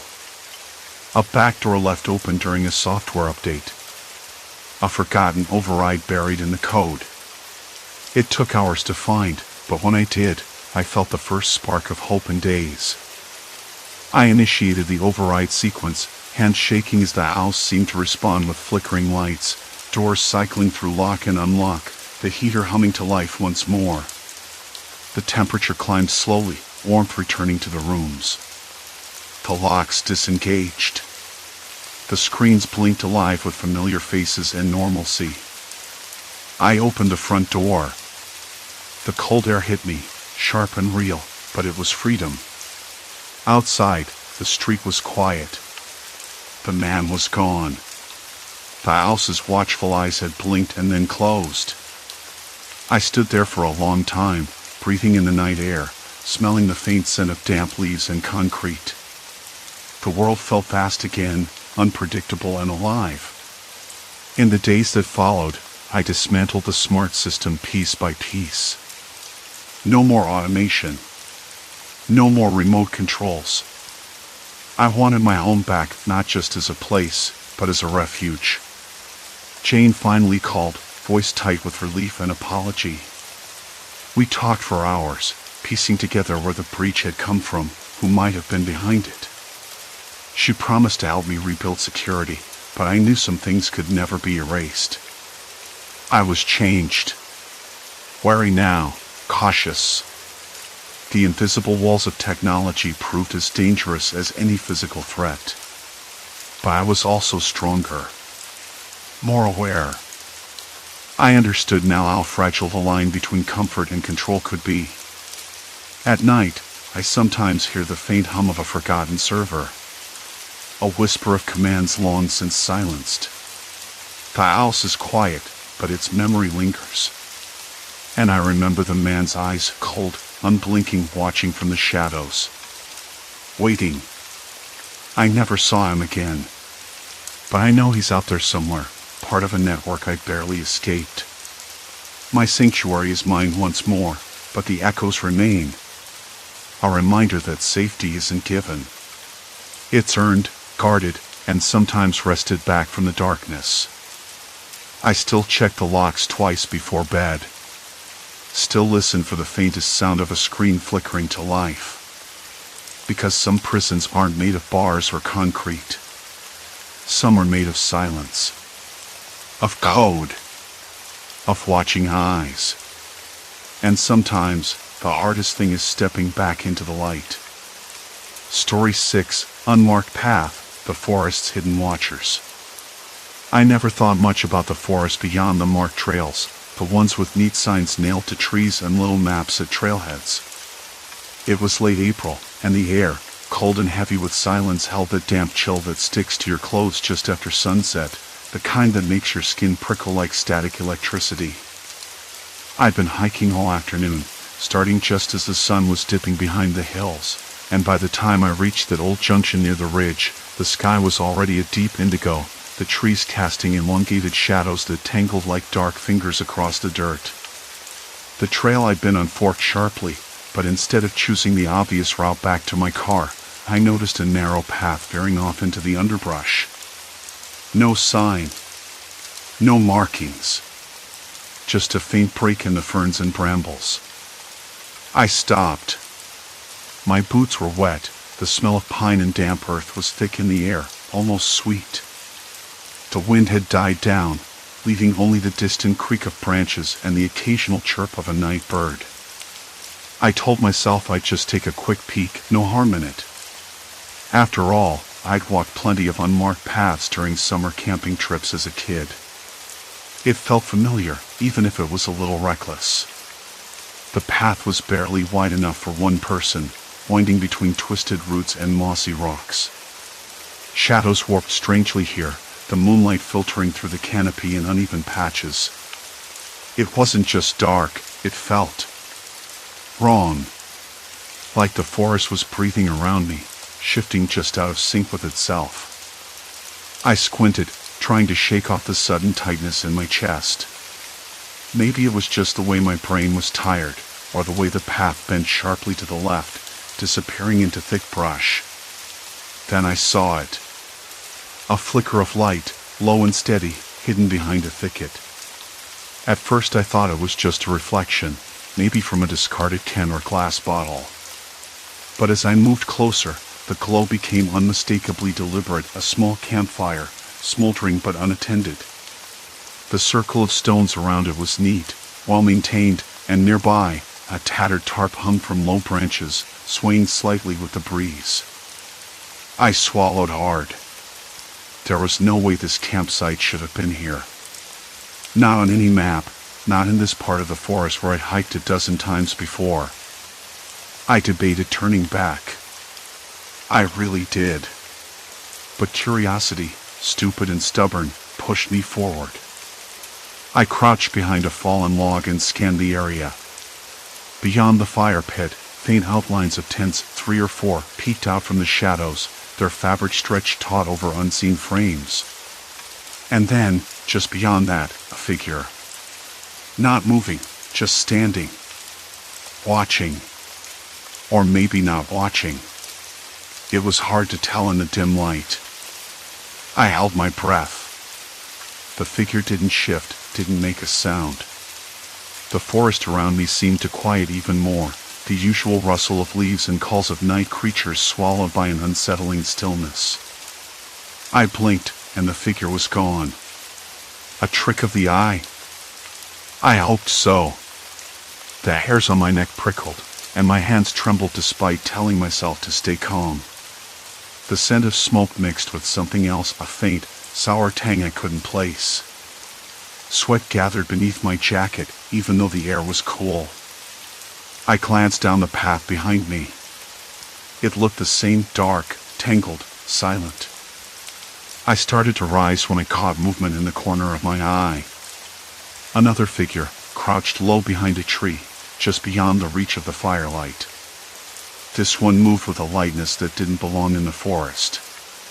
It wasn't the clumsy step of a hiker or camper. It was deliberate, patient. "Hello?" I said, my voice low and cracking. No response. The figure vanished as quickly as it had appeared. That was when the unease settled deep inside me. Not the kind that comes from being lost or tired, but something colder. Like I'd stumbled into a place where someone else had been watching, waiting. I took a slow step back, careful not to snap a twig, and my foot hit something soft. A crumpled piece of paper. I picked it up, fingers sticky with sap and dirt. The paper was folded once, then twice, and inside were scrawled words, messy, hurried. I squinted, trying to make out the letters in the fading light. Don't trust the path you see. They're here. A shiver ran down my spine. For a moment, the forest seemed to close in around me, the shadows deepening and thickening like ink spilled across the ground. The moon slipped behind a cloud, and with it, my sense of direction. I told myself to breathe, to slow down. Maybe someone had left a note as a prank, or a warning for other hikers. Maybe I'd imagined the figures. It was just the forest playing tricks, right? Except the feeling in my gut said otherwise. I folded the paper carefully and stuffed it in my jacket pocket. Then I started back the way I'd come, starting to every shadow, every rustle. The campsite disappeared behind the trees as I quickened my pace, the familiar crunch of the main trail underfoot a small comfort. But then the sound came, soft footsteps, matching mine, not quite keeping pace but close enough to be deliberate. I stopped. No wind. No animals. Just those footsteps, fading when I froze, picking up when I moved. I told myself it was nothing. Maybe a fellow night hiker, or a ranger. But I didn't look back. Not yet. Instead, I kept walking, heart hammering, mouth dry, and tried to convince myself that the forest was just a forest. That the shadows weren't watching. That I wasn't being followed. I wasn't so sure anymore. The footsteps stopped when I did. I told myself to keep moving. To not look back. But the urge to understand, the need to know who or what had been following me gnawed at my resolve. Slow steps. Careful, measured. I edged forward, the crunch of twigs underfoot sounding like gunshots in the quiet night. Every shadow seemed to flicker, warp, and twist just beyond my peripheral vision. I knew better than to trust my eyes, but I couldn't stop scanning the dark, hoping for some explanation. The note in my pocket felt like a weight, its crumpled edges pressing against my ribs. I pulled it out again, unfolding it carefully under the weak beam of my flashlight. The words hadn't changed. Still messy, hurried. They're watching. Not just the trail. Off the maps. Watch the shadows. I swallowed hard. My fingers trembled. I stuffed the note away and forced myself to walk faster, desperate for the familiarity of the main trail. But the forest had other plans. A faint glow flickered off to the right, a light too steady to be a firefly or distant flashlight. I stopped, heart skipping. The light blinked once, then twice, as if responding. I blinked, wondering if my mind was playing tricks, but the glow remained, moving slowly through the trees. I stepped closer, careful not to make a sound, following the dim light as it bobbed between trunks and underbrush. I expected to find a campsite, maybe a hiker, but what I saw instead didn't make sense. A small clearing, hidden from the main trail, where tents were pitched in neat rows. Not abandoned either. I could see fresh footprints in the damp earth, a thin trail of smoke curling lazily from a small, cold fire pit. No one in sight, but the place was too orderly to be random. Too deliberately concealed. My breath caught. I scanned the tree line. Somewhere beyond the clearing, I thought I saw a figure, a silhouette just beyond the reach of light. Watching. Waiting. I swallowed the lump in my throat and whispered to myself, "Who are you?" No answer. I backed away slowly, heart hammering so loud I was sure it would give me away. But the figure didn't move. Didn't even blink. I picked up my pace, breaking into a cautious jog until the glow disappeared altogether, swallowed by the thick limbs and leaves. The main trail was just ahead, the familiar crunch of gravel underfoot, a relief I hadn't realized I needed. When I finally stopped, I leaned heavily against a tree, chest heaving, sweat prickling down my spine. My hand shook as I pulled out my phone. No signal. Of course. I tried to call someone, anyone, but the screen spun with that useless searching message. Silence. I tucked the phone away and dug into my jacket pocket for the note again, running my finger over the scrawled warning. It was no longer a prank. Someone had been watching me. They knew I was there. And they were using the forest itself to disappear and reappear without a trace. I sat down on a fallen log, the rough bark scraping my palms. I tried to think, tried to plan my next move, but the forest closed in around me, the shadows deepening like ink spilled over light. The night was far from over. Morning came slow, crawling through the trees with a pale gray light that did little to ease the tension gnawing my stomach. I slept poorly, if at all, curled beneath a thick pine bough, the damp earth cold against my back. Every sound startled me, the snap of a twig, the distant caw of a crow, the rustle of leaves stirred by a breeze. I wasn't alone. I knew it. I checked my phone again. No signal. No messages. Just that note, folded and fragile, tucked close to my skin. I tried to convince myself to leave. To turn back. But curiosity rooted me in place. I had to find answers. I had to understand what I'd stumbled into. By midday, I was back on the main trail, moving slowly, eyes peeled for anything out of place. The forest had changed since yesterday. The underbrush was trampled in strange patterns, as if someone had been pacing back and forth. I found broken branches arranged deliberately, almost like markers. Or warnings. I stopped at a fork in the path and crouched down, brushing dirt aside. Fresh footprints. Not animal. Human. Barely a half hour old, maybe less. They led off the trail into the thicker woods. My pulse quickened. A voice in my head urged me to follow, while another screamed to run. I hesitated, then took a deep breath and stepped off the path, plunging into the undergrowth. The forest swallowed me whole. Branches clawed at my jacket, and the scent of moss and damp earth filled my nostrils. I pushed forward, every sense alert. Somewhere nearby, a low murmur echoed voices. Or was it just the wind? I couldn't tell. Then I spotted it. A makeshift shelter, hidden beneath a canopy of leaves and branches. Tattered tarps, ropes, empty cans scattered around. Evidence of recent habitation. I crouched behind a tree, heart thudding as I watched the entrance. A figure stepped out, tall, lean, moving with a quiet confidence that set my nerves on edge. Their face obscured by shadow. They paused, glanced around, then disappeared back inside. I swallowed hard and stepped back, just as a twig snapped underfoot.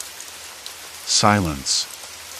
Then a whisper, barely audible, floated through the air, cold and heavy with silence. You shouldn't be here. I spun around, but the woods were empty. The voice was gone.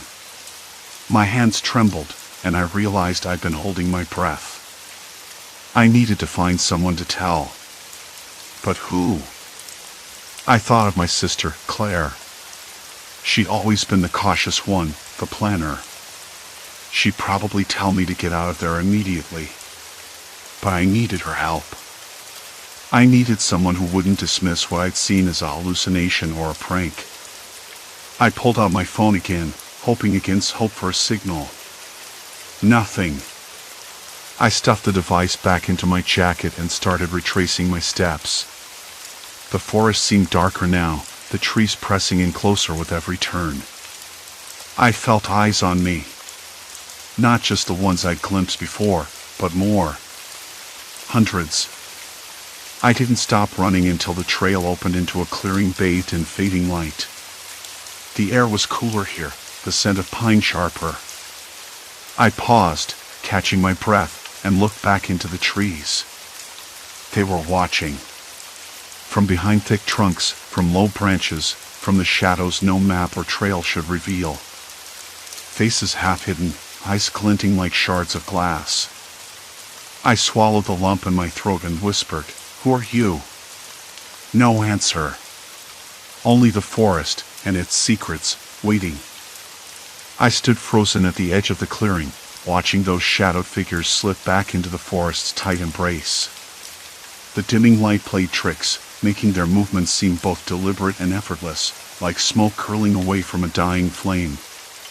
My lungs burned from the sudden sprint, but I couldn't catch my breath. Not because of the exertion, but because I had just crossed a line. The path back was gone, at least, the one I remembered. I glanced down at my phone again. Still nothing. No signal.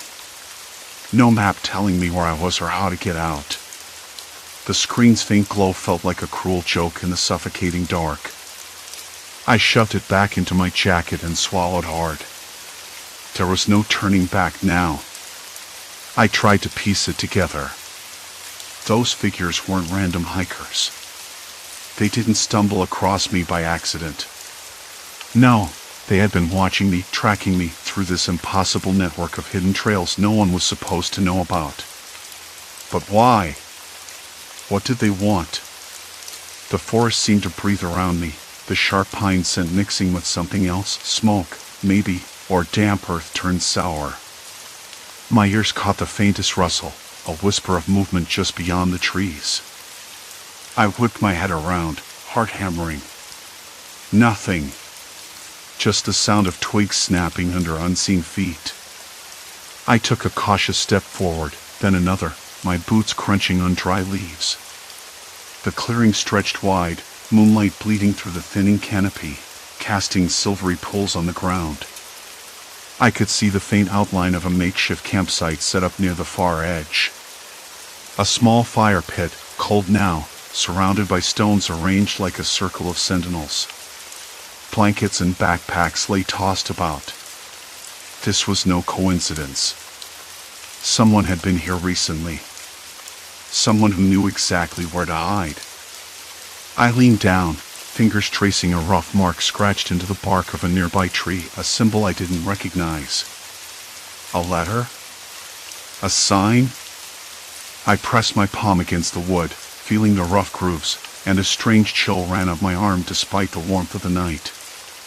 I wanted to believe this was some kind of elaborate prank or an overactive imagination, but my gut told me otherwise. My breath hitched when I spotted a small, folded note pinned under a flat stone by the fire pit. Hands trembling, I picked it up. The paper was damp, edges curled, but the ink was fresh. "You're closer than you think. Keep walking." No signature. No explanation. I swallowed again. A knot tightened in my stomach. Whoever left this wanted me to keep going. To fall deeper into their maze. I looked back toward the trees. No sign of the watchers. But I knew they hadn't gone far. They were waiting, observing, ready to blend into the shadows whenever I looked away. It was a game to them, and I was the unwitting player. I forced myself to move.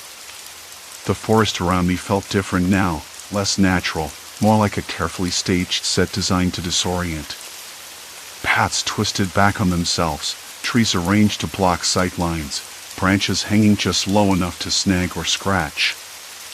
I stumbled over roots, my hands scraping against bark as I tried to steady myself. The note burned in my pocket, a silent reminder that I was no longer wandering by chance. This was a trap or maybe a test. There was no telling which. A sudden sound made me freeze again. Footsteps. Slow. Deliberate. Coming from behind. I spun around, heart in my throat. Nothing. just shadows moving with the wind. "Hello?" I whispered, voice cracking. "Is someone there?" Silence. Complete silence. Then, from somewhere deeper in the woods, a faint laugh. Dry. Cold. Not quite human. It made the hair on the back of my neck stand up. I swallowed, trying to steady my racing heart. I caught myself thinking, maybe I should call Claire after all. But the signal was still dead. No one would hear me. I scanned the trees, searching for any sign of movement. My eyes landed on a faint glow between the trunks, another campfire.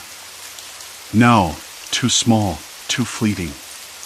Like a flicker of light from a phone screen or a flashlight struggling against the dark. I hesitated, torn between following that light or pushing forward toward the road I hoped lay beyond the forest. Then it hit me. I wasn't just lost. I was being funneled. Every step I took, every choice I made, was guiding me exactly where someone wanted me to go. I clenched my fists. That realization made the forest feel smaller, tighter. I was a mouse caught in a maze designed to keep me trapped. A rustle to my right made me whip my head around again. This time, I caught a glimpse, an outline slipping between two trees, too quick to get a good look but unmistakably human. I called out, louder this time. "Wait. I'm not here to cause trouble." No response. Only the sound of the forest swallowing the figure whole. I started moving again, the note's words ringing in my ears. Keep walking. But walking where? The path was gone. The familiar trail erased. The forest had swallowed it whole. I thought about Claire, her cautious voice in my head, warning me to turn back. But I couldn't. Not now. I needed to know what this was. Needed to understand why they were watching me, why they had built this secret web beneath the trees. The fire pit, the note, the watching eyes, all pieces of a puzzle I was only beginning to understand. Suddenly, the ground beneath me shifted, a hidden dip, covered in leaves. I stumbled forward, catching myself against a tree trunk. My palms stung where bark scraped skin, and a dry taste filled my mouth. I looked down and realized I was standing at the edge of something else, a shallow trench, maybe a drainage ditch, lined with plastic sheeting that shimmered faintly in the moonlight. Not natural. Not accidental. I stepped back, heart pounding. Whoever had laid this path had gone to great lengths to hide it, to control where I could walk, what I could see. I was caught in their design, a puppet tangled in strings I couldn't yet see. A sudden, sharp sound, something falling, made me jump. I turned toward the noise and saw a backpack lying abandoned near a fallen log. It looked familiar. Too familiar. I hesitated, then approached cautiously. A quick scan revealed a water bottle, a half-eaten granola bar, and a small, battered notebook. My notebook. The one I thought I lost hours ago. I picked it up, flipping through the pages. The entries were mine, but some had been altered. Words crossed out, phrases added in shaky handwriting that wasn't mine. I dropped the book, a cold wave washing over me. Someone had been here before me. Someone had been reading my thoughts, tracking my movements, rewriting my story. I swallowed hard and looked back toward the darkness beyond the clearing. The watchers were still out there, waiting, smiling behind broken branches and beaded shadows. There was no going back, only forward. I took a deep breath, trying to steady the tremor in my hands. Every nerve screamed to run, but I forced my feet to move. Step by step, deeper into the forest's labyrinth. Because now I was part of their game. And the only way out was to play along. Ahead, through the thicket, I spotted a faint light moving, steady, slow, deliberate. Not a flicker this time, but a steady glow, like a lantern. I swallowed hard and called out, voice cracking with exhaustion and fear. "Who's there? Please, I just want to understand." The light stopped. I wish I were making this up. A figure emerged, stepping into the clearing. Not a shadow this time, but a person, a man, maybe in his 40s, wearing a weathered jacket and a tired expression. His eyes locked onto mine, cold and unreadable. He spoke softly, almost casually. "You shouldn't be here. It's not safe." I shook my head, voice firm despite the tremble. I already crossed a point of no return. There's no safe place left. He studied me for a long moment, then nodded slowly. "You're right. But now that you're here, you have to decide. Keep walking, or stop." I swallowed the lump rising in my throat. "What happens if I stop?" He smiled, but it didn't reach his eyes. "Nothing good." I stared at the notebook on the ground, pages fluttering slightly in the cold breeze that had picked up. The forest seemed to hold its breath around me, the usual nighttime chorus of crickets, rustling leaves, distant owl calls receding into a near silence. It wasn't natural. It never was natural anymore. I swallowed the lump rising in my throat, knuckles white from clutching my jacket tightly. That notebook. My notebook. And yet not. Someone had been inside my head, tracing the edges of my thoughts, rewriting the story I thought only I had lived. How long had they been here? How close? When I looked up, the darkness beyond the clearing felt suffocating, as if it had thickened, pressing in like wet cloth. I crouched, picking up the book again. The handwriting was jagged, an echo of my own, but wrong. Some pages had notes in the margins, directions, warnings. Don't trust the path you see. They watch from where shadows bend. I shivered, closing the notebook and slipping it into my pack. I needed to keep moving. Standing still was like inviting whatever was out there to step closer. My boots sank into the damp earth as I followed the faint trace of the hidden trail, the one they carved out beneath the tangled undergrowth. The air tasted bitter, sharp with pine and something else, something metallic, faint but unmistakable. Blood? I shook the thought away. No. Not here. Not yet. Branches scraped against my face and arms, thorns snagged my sleeve. I didn't care. Every step forward felt like walking deeper into a trap I couldn't see. I tried to focus on the sounds, a twig snapping, the crunch of leaves, anything to give away the watcher's position. But the forest was maddeningly quiet. No birdsong, no rustling animals. Just the sound of my own ragged breathing. Then, a voice. Low, deliberate, drifting on the edge of the wind. "You shouldn't have come here." I froze, every nerve screaming. The voice was close, too close. Somewhere behind a thick copse of trees. No hint of anger, no desperation. Just a calm statement. A fact. "Who's there?" I called out, trying to keep my voice steady, but it cracked. I heard a dry chuckle, like gravel shifting. "You're not the first," the voice said. "And you won't be the last." I swallowed, heart pounding like a drum. Why? Why follow me? Silence. Then, footsteps, slow, deliberate, circling.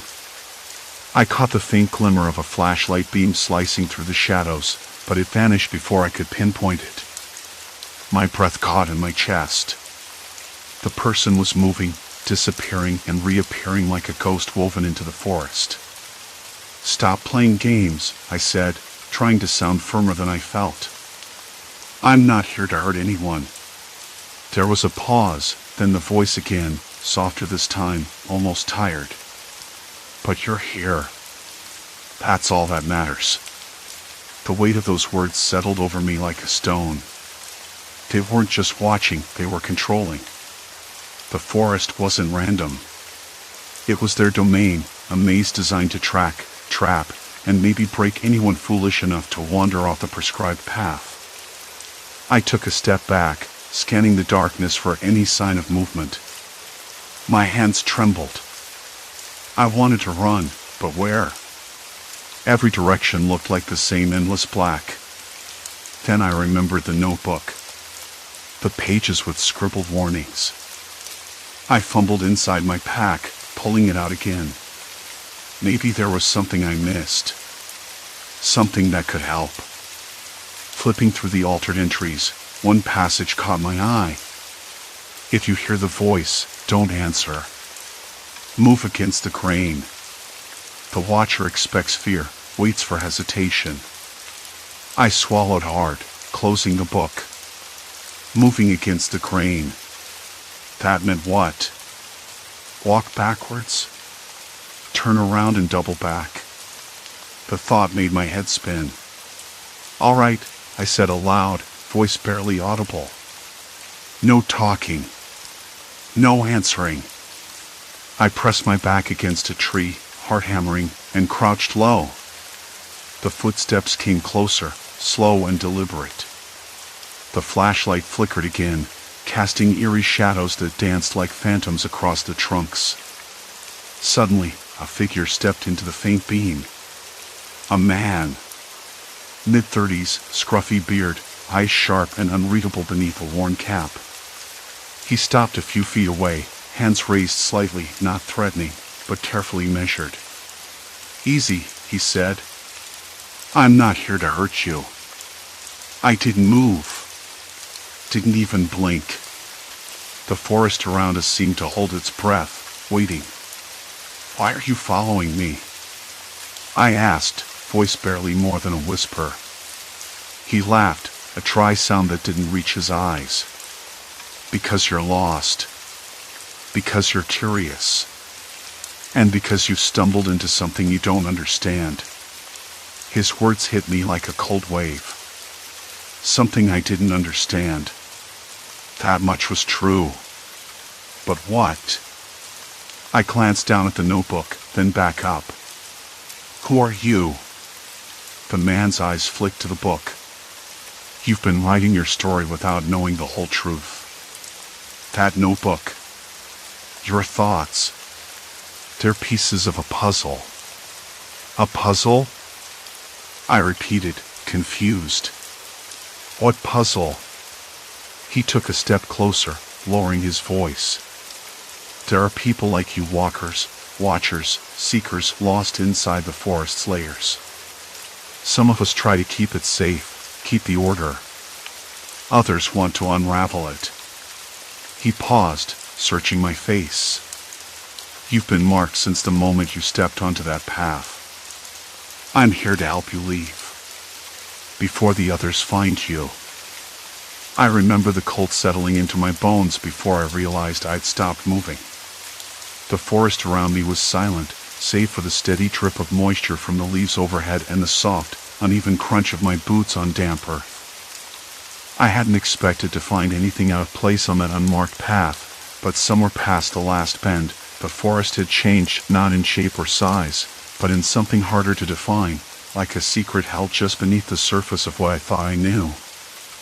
I had lost track of time. Maybe hours or minutes, I couldn't say. The moon had slipped behind thick clouds, and the only light came from the faint glow of my phone's screen.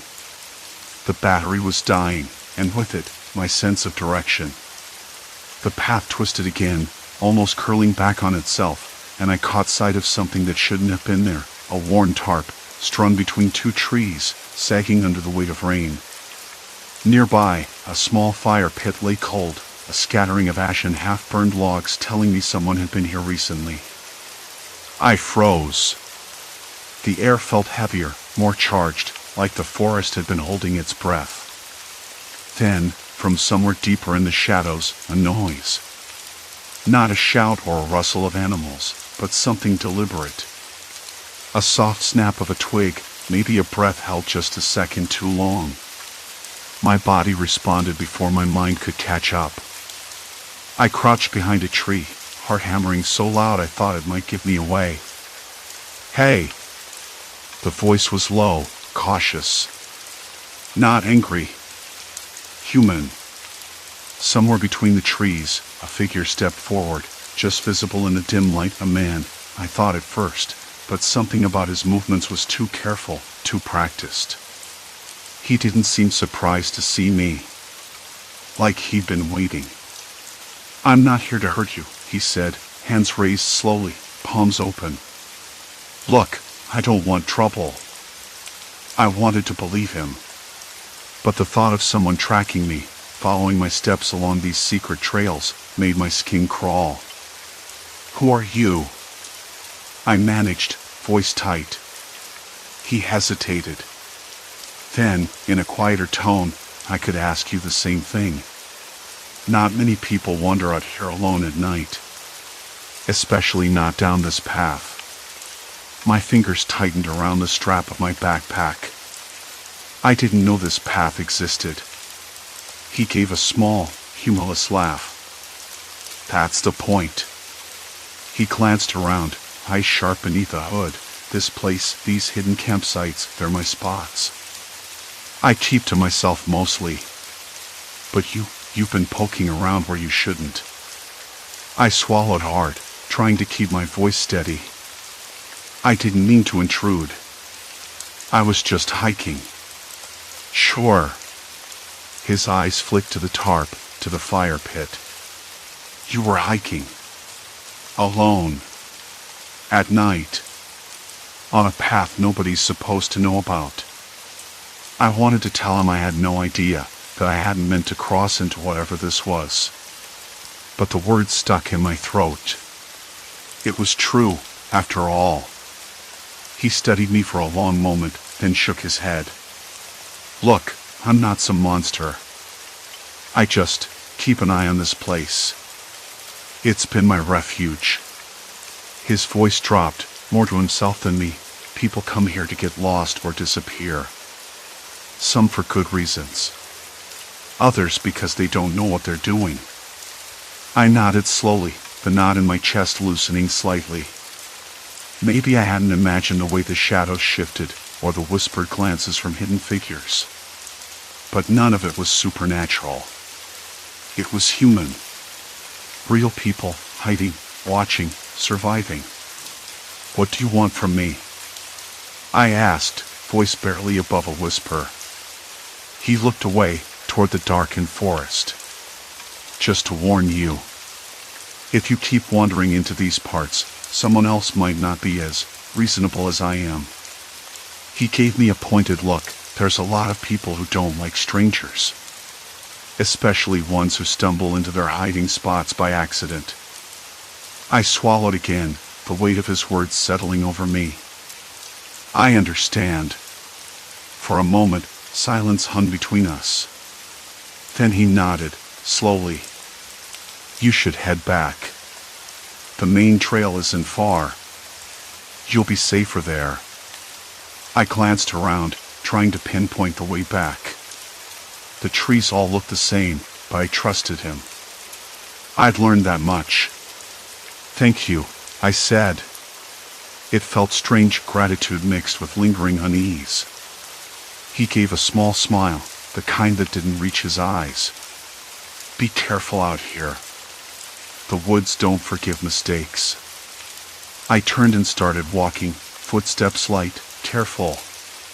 The forest seemed to close in behind me, the unmarked path fading into the familiar dirt trail I'd come from. I kept my phone ready, the weak light my only guide, but I didn't look back. When I finally stumbled out of the trees and onto the paved road that led back to the town, the weight lifted a little. The night air was cooler, fresher. I could hear distant cars, the faint hum of civilization.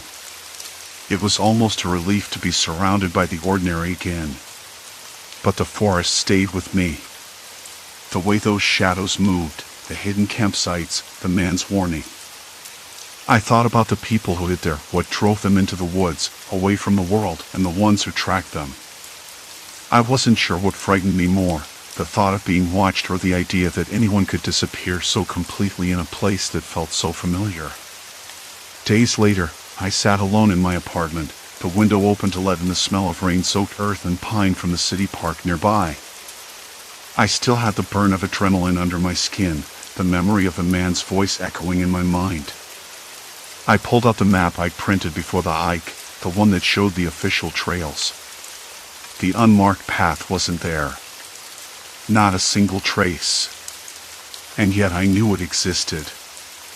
I traced a finger along the edge of the map, imagining the shadowed forest beyond the borders. Somewhere out there, people lived in silence, watching, waiting, not monsters or ghosts, but human beings shaped by isolation and fear. That thought stayed with me, long after the bruises faded and the story settled into the corners of my memory. I never went back. Maybe I learned something about boundaries that night.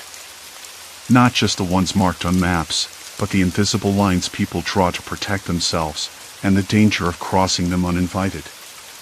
Sometimes, the real horror isn't what lurks in the dark. It's the way people use the dark to disappear. To hide from the world, and from each other. I understood that now. And it left me quieter, more careful. The forest no longer a place of adventure, but a reminder, some paths are meant to remain unseen. Silence. Complete silence. And then, finally, peace.